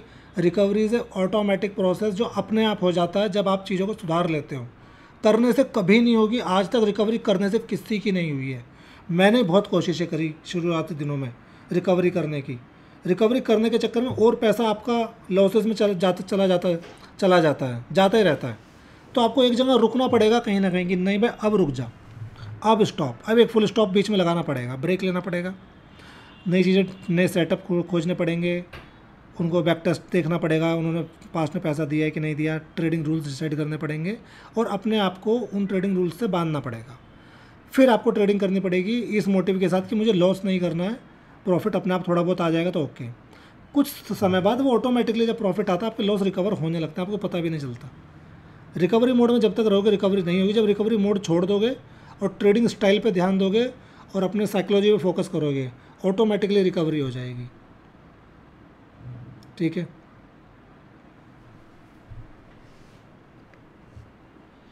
तो ये आउटकम है पुअर पोजीशन साइजिंग के। मैनेज कैसे करनी है पोजीशन साइजिंग ये मैं आपको पहले बता चुका, वैसे मैंने एलिब्रेट कर दिया, फिर भी यहाँ पे बता देता हूँ दोबारा। मैक्स नंबर ऑफ़ ट्रेड मैंने आपको पहले बता दिया कि मैक्स नंबर ऑफ़ ट्रेड आपको डिसाइड करनी ही पड़ेंगी, कोई ऑल्टरनेटिव नहीं है, और उस पर अपने आप को रोकना भी पड़ेगा। आप हिम्मत करके केवल 10 बार, मैं आपसे कह रहा हूँ, आप हिम्मत करके 10 बार अपने रूल्स के हिसाब से सिस्टम बंद कर दो। अगर आपको 11 बजे 3 ऐसा लग गया, आप एक बार हिम्मत करके सिस्टम बंद कर दो और सिस्टम बंद करके बाहर घूमने चले जाओ, मूवी देखने चले जाओ। आप 10 बार ऐसा कर दो, अब 11वीं बार आपको ऑटोमेटिकली वो आपका हाथ ही सिस्टम बंद कर देगा। ठीक है, बंद करते हैं, आपको आदत बन जाएगी। आपको आदत कहीं ना कहीं से शुरुआत करनी पड़ेगी कि नहीं मुझे करना है, मुझे ये करना है, एनी हाउ करना ही है। ठीक है, check probability to particular trade ये हमने कवर कर लिया। स्टॉप लॉस डिफाइन करना है, पोजीशन साइजिंग तभी मैनेज होगी जब आप पर्टिकुलर ट्रेड का रिस्क डिफाइन कर लोगे। अब एसएल कैलकुलेट करना है, पोजीशन साइजिंग कैलकुलेट करनी है एसएल के अकॉर्डिंग, ये मैंने आपको बता दिया। अब जो इसमें दो ये चीज़ ऐड हुई, अब आपको अडेप्ट करना पड़ेगा मार्केट कंडीशंस को भी। कोई भी चीज़ यहाँ पे यूनिवर्सल हर समय नहीं चलती है। अडेप्टेशन का मतलब क्या है कि अगर मार्केट में बहुत वॉलेटिलिटी है, जैसे फरवरी मार्च बहुत वॉलेटाइल थे, भयंकर, मतलब कुछ भी हो रहा था उन महीनों में। ठीक है, तब वहाँ पे आपको नए मार्केट सिनारियो को अडेप्ट करना पड़ेगा कि भाई बहुत वॉलेटाइल है, अब मुझे कुछ अलग तरीके से सोचना पड़ेगा, सेटअप अलग खोजने पड़ेंगे, रिस्क एपेटाइट थोड़ा चेंज करना पड़ेगा, मैं ज़्यादा रिस्क नहीं लूँगा। अगर हाई वॉलेटाइल मार्केट चल रही है, बहुत वॉलेटिलिटी है, बाजार ऊपर नीचे भाग रहा है, तो जो नॉर्मल रिस्क एपेटाइट है उसको भी कम कर लो। क्यों लेना है फिर, जब दिख ही रहा है कि बाजार चारों तरफ मार ही लगा रही है, तो जो जनरल रिस्क एपेटाइट है उसको भी कम कर लोगे तो कोई दिक्कत नहीं है। लेकिन जब आपको लगे थोड़ा स्मूथ है, आज दिन स्मूथ है, हफ्ता स्मूथ जा रहा है, कोई दिक्कत नहीं है, प्रीमियम ठीक है, तो रिस्क थोड़ा सा आप अपने जनरल जो रिस्क पे आ सकते हो। तो आपको मार्केट कंडीशंस को अडेप्ट करना और ट्रेडिंग प्लान को रिव्यू करना है। जैसे हमने जब एडजस्टमेंट का तरीका बनाया अपना रिवर्स बाइंग का, और एक तरीका और था जो हम करते थे पहले, अच्छे जब हाई प्रीमियम्स थे, वो था कौन सा, ब्रोकन विंग फ्लाई। तो बहुत सारे एडजस्टमेंट के तरीके थे हमारे जो हमने बना रखे थे, 7-8 अलग अलग टाइप के एडजस्टमेंट थे। मतलब यूट्यूब पे मैंने वो एक ही पोस्ट किया था खाली, रिवर्स बाइंग वाला। तो जो बाकी तरीके थे वो जब डिज़ाइन किए गए थे तो विक्स बड़ा हाई था, तो तब उस सिचुएशन के हिसाब से वो डिज़ाइन हो गए सारे तरीके, सारे रूल्स। फिर जब ये लो विक्स रिजिम आ गया, अभी तो पूरा साल ही निकलने वाला लो विक्स में ही, शुरू का एक आध महीने तो हमने वेट किया, 4-5 एक्सपायरी निकल गई कि नहीं एनफ्लाई 7, हम 700 रुपीज़ से कम प्रीमियम पे लेते नहीं थे एनफ्लाई, तो 700 से नीचे थे प्रीमियम, कभी 650, कभी 600, कभी 550, हम ट्रेड ही ना लें। 3 हफ्ते बीत गए, 4 हफ्ते बीत गए, 6 हफ्ते बीत गए। फिर जब ये समझ में आया कि नहीं नहीं, ये तो मार्केट कंडीशन ही चेंज हो गई हैं अब अगर 6 हफ्तों में भी चीज़ें ठीक नहीं हो रही तो इसका मतलब नया मार्केट रिजिम आ गया है, अभी पुराना रिजिम गया, अब लो विक्स रिजिम है। अब इसको अडेप्ट करना है, इसके हिसाब से अब चीज़ें ढालनी पड़ेंगी, इसके हिसाब से ट्रेडिंग प्लान बनाने पड़ेंगे, इसके हिसाब से एडजस्टमेंट के रूल्स डिसाइड करने पड़ेंगे। फिर थोड़ी बैठ के 15-20 दिन लगा के सब देख के लो विक्स रिजिम में कुछ बैक टेस्ट करके ऑब्स्ट्रा पे जाके हमने पूरा करके फिर नए रूल्स कि कौन से रूल्स बेटर चल रहे हैं, फिर वो नए रूल्स बनाए, कुछ नए एडजस्टमेंट भी बनाए कि ये एडजस्टमेंट इसमें अच्छा वर्क करेंगे। ठीक है, तो पूरा अडेप्ट किया और जब से अडेप्ट किया फिर से ठीक चल रहा है, कोई दिक्कत नहीं। ठीक है, अडेप्टेबिलिटी बहुत ज़रूरी है मार्केट रिजिम के हिसाब से, ये बहुत ज़रूरी है। ठीक है, और मेंटेन कंसिस्टेंसी, इन सब चीज़ों में कंसिस्टेंसी मेंटेन करनी ज़रूरी है। जब मान लिया आपको लग रहा है कि बहुत ऑकवर्ड मार्केट चल रहा है, बहुत ऊपर नीचे है, तो आप अपने रिस्क को कम कर लो, पोजीशन साइजिंग को रिड्यूस कर लो। आपको लग रहा है मार्केट कंडीशंस ठीक है, पोजीशन साइजिंग नॉर्मल ले आओ। एक रूल जो इसमें मैं लिखना भूल गया हूँ, जो मैं फॉलो करता हूँ, आप भी फॉलो कर सकते हो, कि एक पर्टिकुलर लॉस के बाद, कि जैसे अगर आप ऑप्शन बायर हो तो आप 20% का क्राइटेरिया रख सकते हो, अगर आप ऑप्शन सेल हो तो आप 4% का क्राइटेरिया रख सकते हो, कि अगर मेरा ड्रॉ डाउन 4% चला गया मेरे कैपिटल से, मान लिया मैं 1 करोड़ से ट्रेड कर रहा हूँ, अगर 4 लाख मैंने इसमें से लॉस कर दिया 15 दिन में, 20 दिन में, 1 महीने में, या मैं ऑप्शन बायर हूँ और मैं 10 लाख से ट्रेड कर रहा हूँ, अगर मैं 2 लाख उड़ा दिए 20%, तो अब मैं अपने पोजीशन साइजिंग को हाफ कर लूँगा और तब तक हाफ पे ट्रेड करूँगा जब तक वो रिकवर ना हो जाए। रिकवरी का टाइम डबल हो सकता है, बट क्योंकि अगर लगातार ही ड्रॉ डाउन आ रहा है, आपका अकाउंट ऊपर से नीचे की तरफ ही आ रहा है कंटिन्यू, पहले 1% लॉस, फिर 2%, 3%, 4%, आप इस रेशियो को ज़्यादा भी रख सकते हो, आप इसको 6%, 8% भी कर सकते हो। मान लिया आपको पता है कि आपका अकाउंट यहाँ से स्टार्ट हुआ था और अभी नीचे ही नीचे नीचे नीचे नीचे अकाउंट आ रहा है, कैपिटल नीचे ही आता जा रहा है, तो क्या गारंटी है कि यहाँ के बाद नीचे नहीं आएगा? क्या गारंटी है? अरे ऊपर जाएगा तो कम, थोड़ा टाइम ज़्यादा लग जाएगा, ज़्यादा क्या होगा, थोड़ा कम ज़्यादा टाइम में वापस पहुंच जाओगे, यही तो होगा। बट अगर नीचे ही जाता रहा ड्रॉ डाउन और, तो कम से कम पैनिक ज़्यादा नहीं होगा और लॉस कम होंगे। अगर आप कैप में सिंपल है 4% पे हाफ,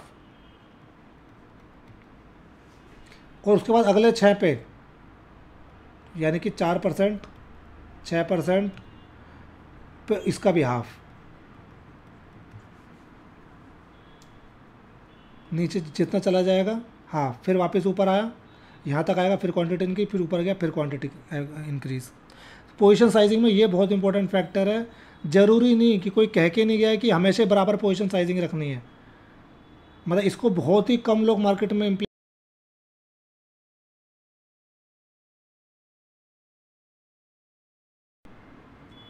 ठीक है, इसको बहुत कम लोग इम्प्लीमेंट या फॉलो करते हैं। तो आप, मेरा ये मानना, अगर आप पीसफुल ट्रेडिंग स्टाइल रखना है तो आपको ये फॉलो करना ज़रूरी है। आप इसको फॉलो रखो, करो। ठीक है, ये पोजीशन साइजिंग का लास्ट पॉइंट था। अब हम चलते हैं ट्रेडिंग साइकोलॉजी पे, लास्ट पार्ट पे, क्योंकि अभी हमें 20 मिनट में ख़त्म भी करना है, 11:30 बजे तक हम इसको ख़त्म कर लेंगे, अपने जो हमने टाइम रखा था। सो नाउ ये एक अलग टॉपिक है, ट्रेडिंग साइकोलॉजी है, सब इंटरकनेक्टेड। वैसे मैंने बहुत मेजर पार्ट साइकोलॉजी का कवर कर लिया, जो मैंने आपको अलग से बातें बताई, फैमिली में क्या प्रॉब्लम्स आती हैं, स्ट्रेस आता है, ये सब आता है, लेकिन इसके और क्या कॉन्सिक्वेंसेस हो सकते हैं और इसको कैसे ओवरकम करना है वो, या जो चीज़ें मैंने इम्प्लीमेंट की वो मैं आपको इसमें शेयर करूँगा अगले 20 मिनट, मतलब 15 मिनट में। ठीक है, so trading psychology refers to the emotional aspect that influence the traders decision making process. Basically जब साइकोलॉजी बिगड़ जाती है तो वो आपको डिसीजन मेकिंग में प्रॉब्लम करता है। होता क्या है कि जब आपने साइकोलॉजी बिगाड़ ली लॉस कर करके, तो जब अच्छे ट्रेड भी आपके सामने आ रहे होंगे ना, तो आप अच्छे ट्रेड नहीं ले पाओगे, छोड़ दोगे, डर लगेगा आपको, अरे लॉस ना हो जाए, लॉस ना हो जाए। और अगर आपने बाय द चांस अच्छा ट्रेड ले भी लिया तो आप उसको राइड नहीं कर पाओगे पूरे प्रॉफिट को, 20-30 पॉइंट आते हैं, अरे निकल जाओ कुछ प्रॉफिट आ रहा है। क्यों? क्योंकि आपको डर है कि कहीं लॉस में कन्वर्ट ना हो जाए। आप अपने सेटअप पे बैठ ही नहीं पाओगे। जो सेटअप आपको पूरा पैसा देने की क्षमता रखता था, आप उसमें से 10-20% का प्रॉफिट लेके निकल जाओगे। क्यों? क्योंकि लॉस ने आपके डिसीजन मेकिंग को इम्पैक्ट कर दिया, और अब आप डिसीजन ही नहीं रख पा रहे कि नहीं मैं ट्रेड में बैठूंगा। आप अच्छा ट्रेड लेने का डिसीजन नहीं ले पा रहे क्योंकि आप डर रहे हो, आपको फियर लग रहा है कि कहीं और लॉस ना हो जाए, क्योंकि आप ऑलरेडी लॉस में बैठे हो। ठीक है।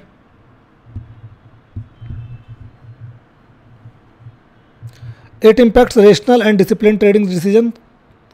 Trading psychology can significantly affect trading performance तो ऑटोमेटिकली डाउन आ जाएगी ना भाई।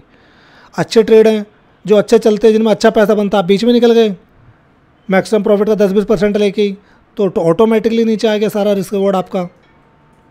क्यों? लॉस वाले ट्रेड में बैठे रह गए,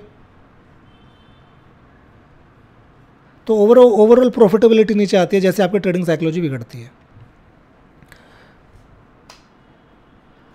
outcome of poor trading psychology, outcome more or less इसके भी वही हैं, लेकिन इसमें मैंने फिजिकल इम्पैक्ट और वो सब थोड़े से ऐड किए हैं। साइकोलॉजिकल जो पार्ट आपके होते हैं, लॉस वगैरह तो जो थे वो हो ही गए, पहले हमने कवर कर लिए। ट्रेडिंग साइकोलॉजी का सबसे बड़ा आउटकम जो होता है, सबसे बड़ा आउटकम एक ही है, जब जैसे ट्रेडिंग साइकोलॉजी बिगड़ती है। साइकोलॉजी का मतलब है कि जब आपका ये कंट्रोल ही नहीं है, ट्रेड कौन सा लेना है कौन सा छोड़ना है, हर ग्रीन कैंडल बाई का सिग्नल दिखने लगे और हर रेड कैंडल सेल का, ये आपके लिए एक ना अलर्ट है। ये मैं आपको अलर्ट बता रहा हूँ। ये सबसे मतलब वर्स्ट केस सिनारियो कि जब आपको ऐसा दिखने लगे, और काफ़ी लोगों के साथ ये होता होगा। ठीक है, कि जैसे ग्रीन कैंडल बनी, अरे बाइंग आ गई, बाइंग आ गई, बाइंग आ गई, बाई कर लो, बाई कर लो। जैसे कि रेड कैंडल बनी हो, अरे ट्रेड कट कर लो, सेलिंग हो रही है, नीचे गिरेगा, नीचे गिरेगा। वो आपको बहुत इम्पेक्ट करती है, बहुत परेशान करती है।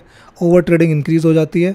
शाम तक आप शाम को जब 3:30 बजे बंद करते हो ना, आपको यही नहीं पता होता नंबर ऑफ़ ट्रेड लिए कितने थे, नंबर ऑफ़ क्वांटिटी कितनी थी, और नंबर ऑफ़ ट्रेड किस किस सेटअप पे लिया था, आपको ये भी नहीं पता होता। आपको किसने बता दिया ट्विटर पे, अरे RSI बड़ा अच्छा दिख रहा है, तुरंत आपने जाके बाइंग कर ली। तुरंत फिर आपने किसी का यूट्यूब पे देखा, नहीं भाई आज तो मुझे लग रहा है बाजार गिरेगा, तुरंत आपने सेल कर दिया। आप ट्रेड करे जा रहे हो, ओवर ट्रेडिंग, इम्पल्स, आपको कुछ नहीं पता चल रहा। कभी इसको ऑब्जर्व करना। मैंने मेरे इनिशियल डेज में ना अपने आप को ही ऑब्जर्व करा, बाहर बैठ, मतलब एक तरीके से बाहर से, कि मैं ही ऑब्जर्व करूँ मेरे आपको कि मेरे साथ हो क्या क्या रहा है। फिर मैंने देखा यार शाम को मुझे यही नहीं पता कि हुआ क्या आज पूरे दिन बाजार में। मुझे शाम को यही नहीं पता बाजार गिरा कितने पॉइंट है। कैंडल तो दिख रही है रेड बनी है, बट ओवरऑल कितना पॉइंट गिरा शाम को जाकर देखना पड़ रहा, आज बाजार अच्छा, आज इतना गिर गया। मतलब मैं पूरे दिन स्क्रीन के सामने बैठा हूँ और आपको ये नहीं पता कि बाजार आज कितना गिरा है, कितना बढ़ा। ऐसा कितने लोगों के साथ होता है। क्यों? क्योंकि उन्हें फुर्सत ही नहीं है, उन्हें ओवर ट्रेडिंग करने से फुर्सत ही नहीं मिल रही। बस वो ट्रेड करे जा रहे हैं, करे जा रहे हैं, करे ही जा रहे हैं। बस उन्हें लग रहा है हर ट्रेड पे बस इसमें रिकवरी हो जाएगी, बस इसमें तो पैसा बन जाएगा। इसे बोलते हैं ओवर ट्रेडिंग। ठीक है, एग्जैक्टली होता है कि नहीं बताओ भाई, जो मैंने डिफाइन किया क्या वो एग्जैक्टली होता है कि नहीं होता? कमेंट सेक्शन में आप बता सकते हो।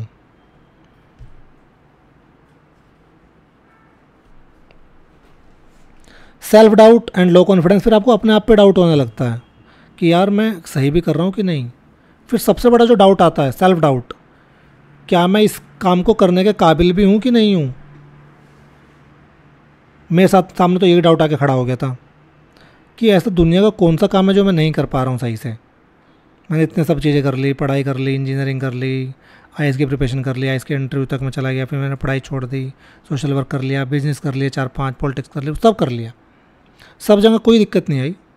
ये ऐसा दुनिया का कौन सा काम है जो नहीं हो पा रहा है। सेल्फ डाउट जब आने लगता है ना, वो आदमी के पर्सनैलिटी के लिए सबसे ख़तरनाक है। फिर इमोशनल प्रॉब्लम मीन्स गुस्सा, घर में वही सब चीज़ें, परेशान रहना, स्ट्रेस, डिप्रेशन। फिज़िकल इम्पैक्ट, किसी को एंजाइटी हो जाती है, किसी को रात को नींद आनी बंद हो जाएगी, किसी को 4 बीमारियां हो जाएंगी, पता चला शुगर ही बढ़ गई। ठीक है, और सबसे बड़ा जो इम्पैक्ट होता है वो है लर्निंग कर्व पे। आप कुछ सीख ही नहीं पाते हो उस पूरे, जब ट्रेडिंग साइकोलॉजी बिगड़ते हो और ओवर ट्रेडिंग के जोन में चल रहे होते हो ना, आप पूरा पूरा महीना निकल जाएगा, आपको ये नहीं पता चलेगा मैंने कुछ नया सीखा भी कि नहीं, क्या मैंने बाजार से कुछ सीखा क्या। बस आप एक ही चीज़ पे लगे रहते हो, कोई स्ट्रेटजी बता दे या कोई ट्रेड ही बता दे डायरेक्ट, बस सीखने की आपकी इच्छा ही ख़त्म हो चुकी होती है, क्योंकि आपको फुर्सत ही नहीं मिल रही होती कि मैं कुछ सीखूँ, बैठ के कुछ नया सीख लूँ, कुछ नए सेटअप सीख लूँ, उन नए सेटअप को अपने हिसाब से डिज़ाइन कर लूँ, कुछ टाइम दूँ उस पर। आपको फुर्सत ही नहीं मिल रही ओवर ट्रेडिंग करने से, और पहले 9 बजे से 3:30 तक ओवर ट्रेडिंग करने से फुर्सत नहीं मिलती, और फिर 3:30 के बाद वो फ्रस्ट्रेशन निकालने से फुर्सत नहीं मिलती, पता चला रात हो गई। तो लर्निंग कर्व बहुत इम्पैक्ट होता है, ठीक है। आप कुछ नया नहीं सीख पाते हो, साइकोलॉजी कंट्रोल में रहेगी, भले प्रॉफिट ना हो रहे हो, मैं कह रहा हूँ भले प्रॉफिट ना हो रहे हो, लॉस मत करो, साइकोलॉजी मेंटेन रहेगी, इमोशनल बैलेंस बना रहेगा, फिजिकल एक्टिविटी भी जो कि तो रहेंगी, और आप लर्निंग कर्व आपका बढ़ता रहेगा, कोई दिक्कत नहीं है। आप लॉस कंट्रोल करने पे ध्यान दो, सब चीज़ वहीं से कंट्रोल हो जाएंगी। अब आता है कि मैनेज कैसे करना है ट्रेडिंग प्लान। ये मैंने सबसे ऊपर लिखा है मेक ए ट्रेडिंग प्लान, इसमें मैं कवर कर दे रहा हूँ। Make a proper trading plan का मतलब है कि पूरा ट्रेडिंग प्लान का मतलब क्या है कि मेरा किन सेटअप पे ट्रेड लूँगा, ये मेरे सेटअप हैं, इन सेटअप में इतना इतना स्टॉप लॉस हो सकता है, पर्टिकुलर ट्रेड पे मैं इतने रिस्क लूँगा, इतने में पोजीशन साइज रखूँगा, इन सबको लिख लो। ये प्रॉपर ट्रेडिंग प्लान होता है। लोगों को ट्रेडिंग प्लान लगता है कि खाली बस ये देख लो RSI ऊपर जाएगा तो मुझे खरीदना है, ये ट्रेडिंग प्लान नहीं है, वो ट्रेडिंग सेटअप है। इट्स अ ट्रेडिंग सेटअप कि ये इंडिकेटर ऊपर जाएगा या ब्रेकआउट होगा या 2 दिन का हाई तोड़ेगा या वीकली हाई तोड़ेगा तो मैं ट्रेड लूँगा। It's called trading setup, it's not a trading plan. Trading plan का मतलब है ऊपर से नीचे तक कंप्लीट प्लान, कि मैं किन सेटअप्स पे ट्रेड लूँगा, कितनी लूँगा, कितने नंबर ऑफ़ ट्रेड लूँगा, कितना रिस्क रखूँगा, कितना SL लूँगा, ये सब चीज़ कवर करते हैं, उसको बोलते हैं पूरा ट्रेडिंग प्लान। ओके, ये आपको प्रॉपर बना के रखो अपने लिए, डिफाइन, एकदम डिफाइन। अभी आपको ना, आप रैंडम ट्रेड करते हो, आपको पता ही नहीं करना क्या है। जब फिक्स हो जाते हैं कुछ चीज़ें, कुछ बाउंड्री आउटलाइन सेट हो जाती है, तो फिर भी आप उसमें रहने की कोशिश करते हो। जब कोई आउटलाइन ही नहीं, कोई बाउंड्री ही नहीं है, तो आपको कुछ पता ही नहीं करना कहाँ तक मैं जा सकता हूँ, आपको कोई लिमिट आपने रखी ही नहीं अपने लिए, ठीक। Second thing, set realistic expectation according to risk appetite. मेरा ये मानना है एक मिडिल क्लास फैमिली के किसी आदमी को भी 3 से 4% अगर मंथली का एवरेज वो निकाल ले अपने कैपिटल पे, लो रिस्क या मतलब मॉडरेट रिस्क ले, तो हाई रिस्क नहीं, मॉडरेट रिस्क लेते हुए अगर आप 3 से 4% एवरेज से मेरा कहने का मतलब है कि आप मान के चलो 40 to 45% ईयरली निकल जाए after all charges before income tax. Income tax इसमें से जाएगा, आपको इफेक्टिवली 30 के आसपास पड़ेगा, 28-30 जो भी पड़ेगा, ठीक है, साल का। इन्फ्लेशन को बीट करते हुए आप एक अच्छा खासा बन जाएगा पैसा, कोई दिक्कत नहीं है। एवरेज का मतलब क्या है, कोई महीना 6% का भी जा सकता है, कोई 1% का भी रह सकता है, कोई 0 भी रह सकता है फ्लैट, कोई -3% भी जा सकता है, कोई +8% भी जा सकता है। एवरेज निकलेगा पूरे साल का 12 मंथ का। क्या 12 महीने में मैं इतना बना पाया, ये एवरेज है। एक्सपेक्टेशन रखो रियलिस्टिक, मेरे हिसाब से मेरे रिस्क एपेटाइट के हिसाब से ये रियलिस्टिक है मेरे लिए। अब आपको अपने रिस्क एपेटाइट के हिसाब से सोचना है। अगर आप रिस्क ही ज़्यादा ले रहे हो कि आप कैपिटल का 20% रिस्क ले रहे हो, तो भाई फिर रिवॉर्ड भी तो 15-20% आने चाहिए मंथली एवरेज। क्या फ़ायदा फिर ज़्यादा रिस्क लेने का, इतने रिटर्न निकालना है तो फिर हाई रिस्क लेने की ज़रूरत ही नहीं है। ये तो 3-4% का रिस्क लेके भी बन जाएगा इतना पैसा, तो 3% आराम से, कम नंबर ऑफ़ ट्रेड में भी। तो आपको एक रियलिस्टिक अप्रोच रखना है। महीने में डबल पैसा जिसे करना है उसके लिए ट्रेडिंग नहीं बनी है, ठीक है। हाँ, एक most important cheese, share your daily P&L with someone in family. ये आप अपने ऊपर एक चेक एंड बैलेंस लगाने के लिए करना चाहिए, मेरा मानना है। जैसे मैं डेली अपना कि आज कितना लॉस हो गया, प्रॉफिट हो गया, अपनी वाइफ के साथ तो शेयर कर ही लेता हूँ डेली कि आज इतना लॉस हो गया या आज इतना प्रॉफिट हो गया। और 10 दिन 15 दिन महीने में बैठ के पूरी फैमिली में भी कि अभी थोड़ा ठीक नहीं चल रहा है, इस महीने थोड़ा लॉस है या इस महीने ठीक प्रॉफिट है, मतलब उनको भी एक चीज़ें बताता रहता हूँ कि भाई हाँ अभी ऐसा चल रहा है, अभी थोड़ा ख़राब चल रहा है, अभी इतने लॉस में चल रहा हूँ। उससे क्या होता है, आपके ऊपर एक चेक एंड बैलेंस रहता है। आपको ये पता है कि आप किसी को बताओगे तो वो आपको क्वेश्चन, अरे इतना कैसे कर लिया, तो आपके ऊपर अपने ऊपर एक चेक एंड बैलेंस लगाने का सबसे अच्छा तरीका किसी को भी, अगर आपको फैमिली में नहीं बताना, आपको किसी फ्रेंड को बताओ। आप जब शेयर करोगे तो आप ऑटोमेटिकली आपके ऊपर कंट्रोल आएगा, ठीक है। जैसे बहुत से लोग ट्विटर पे पैनल शेयर करते हैं, मतलब अब वो कैसा करते हैं क्या नहीं करते हैं मैं उस चीज़ में नहीं जाऊँगा। अगर कोई वेरीफाइड पैनल डेली शेयर कर रहा है तो एक तरीके से वो ना अपने ऊपर एक चेक एंड बैलेंस लगा रहा है ट्विटर की जनता का, काइंड ऑफ, आप ये समझ सकते हो। तो आप कोई किसी भी तरीके का चेक एंड बैलेंस लगा के रखो। आप कहीं ना कहीं शेयर करो, फैमिली में करो, बाहर करो, सोशल मीडिया पे करो, फ्रेंड्स के साथ करो, कहीं भी करो, लेकिन अपना डेली पैनल या महीने में क्या चल रहा है वो कहीं ना कहीं शेयर करो। उससे आपके ऊपर एक कंट्रोल बना रहेगा। और ये टेस्ट एंड ट्राइड है, मेरे साथ तो सही बैठा है, मुझे तो इसके अच्छे रिजल्ट ही मिले हैं, बुरे नहीं मिले। ईगो में नहीं जाना, मैं क्यों बताऊँ, मैं मेरे घर में क्यों बताऊँ, ईगो में नहीं जाना है। वो आपकी फैमिली आपके भले के लिए ही आपके साथ है, आपको बुरा नहीं सोचेगी ना, बुरा कभी करना चाहेगी, ठीक है।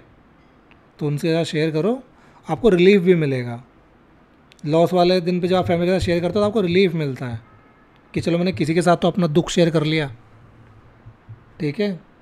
तो रिलीफ मिलता है बेसिकली। मेरे साथ तो ये हमेशा से शुरू से रहा, बचपन से मेरे साथ कुछ भी गड़बड़ हो जाती थी ना, कि मैंने कुछ भी गड़बड़ कर दी स्कूल लाइफ से और पूरा अब तक, अभी भी तो मैं सबसे पहले अपने पूरी फैमिली को बताता हूँ, यार आज मेरे से ये गड़बड़ हो गई।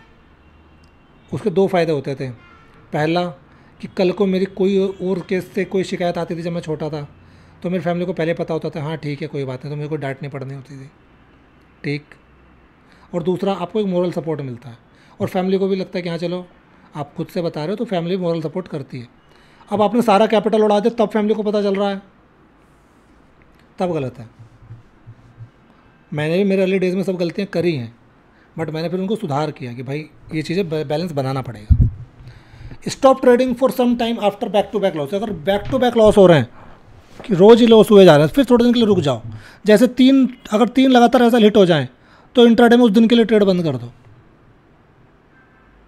Certain number of amount capital, मतलब कैपिटल का अगर चला गया सर्टेन परसेंटेज, तो फिर 2-4 दिन ट्रेडिंग बंद कर दो, हफ्ता बंद कर दो, ठीक है अभी नहीं करते। आपका ट्रेडिंग साइकोलॉजी ऑटोमेटिकली ठीक हो जाएगा। जब थोड़ा ट्रेड कम करो, नहीं करोगे, लॉस नहीं होंगे, फ्रेश माइंड होगा, घूमने चले जाओ। मैं तो बीच बीच में घूमने चला जाता हूँ 15-20 दिन, गाड़ी उठा के अपनी, उसमें कोई ट्रेडिंग नहीं करता, करता भी तो बहुत थोड़ी बहुत, ठीक है। Reduce position size after certain लो, जो मैंने आपको बताया था कि 4% हुआ तो मैं हाफ कर लेता हूँ, बाकी 6% और गया तो फिर 25। साइकोलॉजी मैनेज करने के यही तरीके हैं। Develop a routine for physical activity and meditation, यही बहुत ज़रूरी है कि आप थोड़ा बहुत फिजिकल एक्टिविटीज़, चाहे वॉक करो, वॉक करना भी बहुत अच्छा रहता है। थोड़ा सा आप वॉक करो, चाहे थोड़ा एक्सरसाइज कर लो, चाहे आप योगा ही कर लो घर में 10 मिनट, 5 मिनट 10 मिनट मेडिटेशन कर लो बैठ के, उतने भर से चीज़ें इम्प्रूव हो जाती हैं। बट रेगुलर, ऐसा नहीं एक दिन करा, एक दिन तो पता चला जिम में सारी मशीनें तोड़ दी, 2-3 घंटे जिम कर कर के, और फिर एक हफ्ते जिम से गायब हो गए, वो नहीं चलेगा। चाहे 10 मिनट जाओ पर रोज़ जाओ, ठीक है। साइकोलॉजी मैनेज करने के सिंपल से तरीके हैं, दोबारा एक बार बता देता हूँ। ट्रेडिंग, प्रॉपर ट्रेडिंग प्लान बना लो, जो मैंने पूरा बताया ट्रेडिंग प्लान क्या होती है। रियलिस्टिक अप्रोच रखो, जो रियलिस्टिक हो। होता क्या, आपने अप्रोच रख दी 20% चाहिए महीने का, अब पता चला 10% भी आ गया तो आप परेशान हो। आप रियलिस्टिक रखो 3-4%, 6% आ गया तो आप खुश हो जाओगे, खुशी मिलेगी। देखो जितना खुश रहोगे ना ट्रेडिंग उतनी बेटर होगी। ये चीज़ ना एक पंच लाइन नोट कर लो, जीवन में ट्रेडिंग में माइंड से खुश रहोगे तो ट्रेडिंग ऑटोमेटिकली इंप्रूव होगी। अपना पैनल किसी न किसी के साथ शेयर करो, फैमिली में या बाहर फ्रेंड्स के साथ, किसी के साथ भी। क्यों? क्योंकि आपको अपने ऊपर एक चेक एंड बैलेंस रखना चाहिए। कुछ समय के बाद अगर बैक टू बैक लॉस हो रहे हैं, ट्रेडिंग बंद कर दो। साइकोलॉजी और ज़्यादा इंपैक्ट होती है अगर आप लॉसेज में लगातार ट्रेडिंग करते चले जाते हो, तो बीच में एक ब्रेक लेना ज़्यादा बेनिफिशियल है।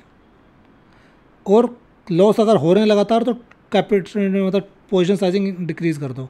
लोग इंक्रीज़ करते हैं लॉस के बाद पोजीशन साइजिंग, में डिक्रीज़ करता हूँ। आपको भी डिक्रीज़ ही करनी चाहिए, बैलेंस बना रहेगा। और कुछ ना कुछ भाई अपने लाइफ में फिजिकल एक्टिविटीज़, मेडिटेशन के लिए टाइम निकाल के रखोगे तो साइकोलॉजी इंप्रूव होगी। तो मैंने तीनों टॉपिक बहुत डिटेल में यहाँ पे कवर किए हैं और मैंने अपने ड्यू टाइम में ये पूरा कवर कर लिया है, ठीक है। ये अब आपका और हमारा यहाँ पे है थैंक यू। अगले वीक हम फिर मिलेंगे। अब किसी के अगर क्वेश्चन हो, अब जिसको जाना है वो जा सकता है, और अगले 10 मिनट अगर किसी के कोई क्वेश्चन हो तो वो कमेंट में पूछ सकते हैं, मैं यहाँ पे आपको उसको जवाब दे दूँगा।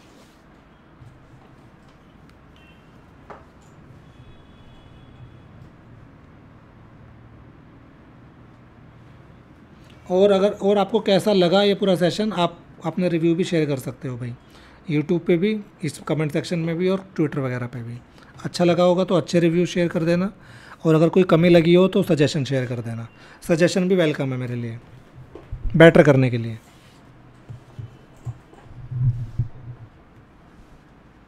हाँ, आप 10 मिनट कोई भी क्वेश्चन पूछ सकते हो, जो भी आपको इसमें कुछ लगा हो डाउट, लेकिन पूछना इसी के रिलेटेड, आयरन फ्लाई पे मत पूछना, किसी भी और टॉपिक पे, इसी के रिलेटेड कुछ पूछना हो तो आप पूछ सकते हो।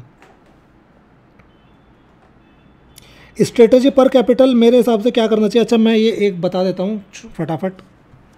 आप क्या करो, एक सिंपल, अगर आप ऑप्शन सेलिंग करते हो, देखो बाइंग में मैं ज़्यादा नहीं बता पाऊँगा, क्योंकि मेरा ये मानना, जो चीज़ मैंने खुद नहीं की, मैं उसमें किसी को कोई सलाह नहीं दे सकता, ठीक है। मैं सेलिंग करता हूँ तो मैं उसमें आपको एक सिंपल सा बता सकता हूँ। अगर आप फुल टाइम ट्रेडर हो, एक स्टैंडर्ड कैपिटल साइज रखो 5 लाख, 5 लाख से नीचे एफ ट्रेड करना बेकार है, 4-5 लाख तो होने चाहिए।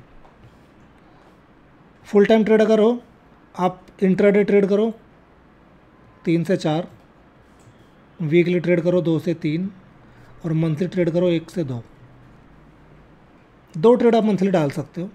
सारे trade 1 lot on each 5 lakh का एक रेशो बना लो, 5 लाख पे 1 लॉट। आप अगर हैज स्ट्रेटेजीज़ में जा रहे हो तो 40-50 हज़ार रुपये से ऊपर मार्जिन नहीं लगता है हैज स्ट्रेटेजीज़ में, जो भी हैज स्ट्रेटेजीज़ रहती हैं, ठीक है।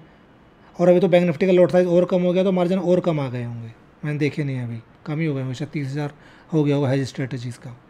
तो आप मंथली में, जैसे कोई मंथली एक फ्लाई बना लो, या आप मंथली स्ट्रेंगल ले सकते हो, उसमें वीकली ऑप्शन बाई कर लो हैज के लिए, या मंथली कैलेंडर्स बना लो। वीकली में आप आराम से कर सकते हो कि कोई ओवरनाइट आप एक आयरन फ्लाई, जैसे मैं बनाता हूँ, एक आयरन फ्लाई बना लो। कोई डायरेक्शनल लग रहा है तो कोई स्प्रेड बना लो। ये सब एक एक लॉट में करोगे तो 5 लाख में मैनेज हो जाएगा आराम से, 2 से 3 ट्रेड, और 1-2 ट्रेड यहाँ पे। मैं ऑप्शन बता रहा हूँ आपको क्या क्या हो सकते हैं। आप वीकली स्ट्रेंगल भी कर सकते हो, या स्ट्रेंगल अगर नेकेड नहीं करना चाहते तो आप कॉन्डोर कर लो दूर का,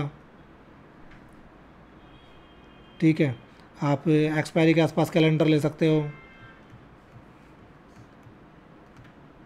बटरफ्लाई ले लो अगर डायरेक्शनल अप्रोच लग रहा है तो। इनमें से कोई भी 2-3 ट्रेड ले लो। इंट्राडे में आप, मेरा ये मानना है, एक बार में 2 ट्रेड से ज़्यादा ओपन मत रखो। मैं तो कोशिश करता हूँ एक बार में एक ही ट्रेड ओपन रखूँ, एक बार में 2 से ज़्यादा ट्रेड ओपन मत रखो। एक ट्रेड लो, दूसरा दिख रहा दूसरा ले लो, तीसरा तभी लो जब इनमें से कोई कट जाए, बुक हो जाए या एसएल में कट जाए। 3-4 ट्रेड इंट्राडे कर सकते हो, बैक टू बैक 3-4 ट्रेड हो गए नंबर ऑफ, फिर बंद कर दो इंट्राडे। पार्ट टाइम अगर हो और बहुत ज़्यादा टाइम नहीं मिल रहा है तो इंट्राडे 1 या 2, एक भी कर लोगे चल जाएगी, नहीं भी करोगे तो भी चलेगा। वीकली में करो 2 से 3, यहाँ पे 3 से 4 या 4 से 5 कर दो। जैसे 3-4 तो मैंने 3 तो मैंने आपको यहाँ बता ही दी हैं, एक तो और ऐड कर लोगे हो जाएगी, 3 तो आराम से हो जाएंगी। तो बस ये पिरामिड को उल्टा कर लेना है, ठीक है। अब बताओ क्वेश्चन। हाँ, अभी तो मुझे लगता है मंथली और वीकली कॉन्डो ठीक है, वीकली तो नहीं, मंथली ठीक है, कोई दिक्कत नहीं है। इतना कोई ज़्यादा बहुत वाइल्ड मूव नहीं है, मूव है तो थोड़ा स्लो स्लो मूवमेंट में चलता है। प्रीमियम ऐसे कोई शूट नहीं हो रहे हैं। हाँ, ऑप्शन बायर के लिए भी डेली रिस्क मैनेज भाई बहुत पॉसिबल है। ऑप्शन बायर हो तो 5% से ऊपर का, 4-5% से ऊपर का रिस्क लो ही मत एक दिन में कैपिटल का, और बल्कि 2 से 3% रखोगे तो ज़्यादा बेटर है। नंबर ऑफ़ ट्रेड रखो 2।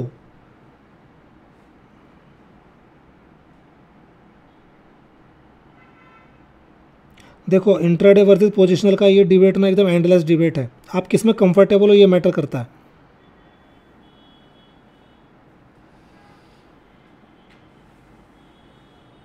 मंथली फ्रेम बेटर है, अगर आप पैसिव ट्रेडर हो तो आप कर सकते हो मंथली में, कोई दिक्कत नहीं है।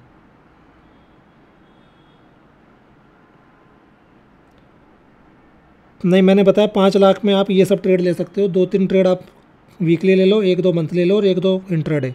हैज रखोगे तो 50,000 से ऊपर मार्जिन नहीं लगता, टोटल 10 ट्रेड भी ले सकते हो। तो दो तीन उधर हो गई, एक दो इंट्राडे की हो गई, तो भी 7-8 ट्रेड ही बैठेंगे, एडजस्टमेंट के लिए बच जाएगा तो भी।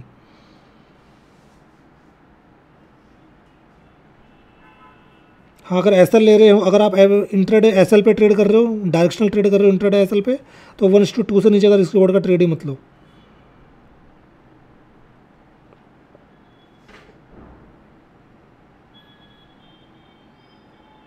आप स्टॉक में भी कर सकते हो, कोई दिक्कत नहीं है। लो लो कैपिटल आप स्टॉक में कैश में ट्रेड करो, अच्छा है, कोई दिक्कत नहीं है, बस लॉस नहीं लेना है।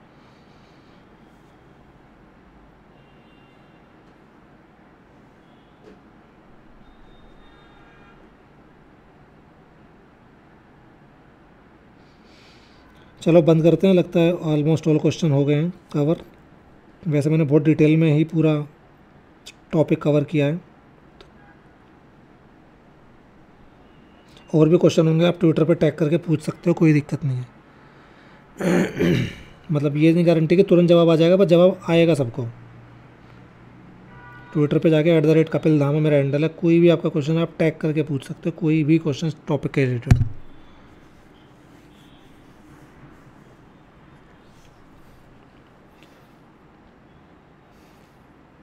एक लॉट, हर ट्रेड का एक लॉट, नंबर ऑफ ट्रेड रखो 8। 8 में एक दो मंथली में करो, 2-3 वीकली में करो, 2-3 इंट्राडे में करो, अलग अलग डिवाइड कर दो 8 ट्रेड्स को, और हर ट्रेड का एक लॉट लो। मंथली में अगर कैलेंडर बना रहे हो, एक लॉट में डाल दो, एक वीकली में फ्लाई में डाल दो, एक काउंटर बना दो मंथली का, उसमें एक लॉट डाल दो, एक निफ्टी में बना लो, एक बैंक निफ्टी में बना लो। डाइवर्सिफिकेशन बहुत ईजी है करना, इतने नंबर ऑफ इंस्ट्रूमेंट है, इतने नंबर ऑफ एक्सपायरी है, इतने नंबर ऑफ स्ट्रेटजीज़ हैं, कैसे भी डाइवर्सिफाई कर लो, कोई दिक्कत नहीं आती। मेरे हिसाब से आप अगर बिगनर हो, बहुत बिगनर, तो इंट्राडे भी अवॉइड कर सके, आप वीकली और मंथली कर सकते हो। ठीक है, हम फीड क्लोज करते हैं, अब मिलेंगे नेक्स्ट वीक। ठीक है, अभी के लिए टाटा बाय बाय। और हमारा चैनल भाई, वैसे तो मैंने बोला नहीं, मुझे याद ही नहीं रहता है, अच्छा लगा तो आप चैनल सब्सक्राइब कर सकते हो, नहीं अच्छा लगा तो भी कर लेना, क्या ही ज़्यादा सब्सक्राइब करने में।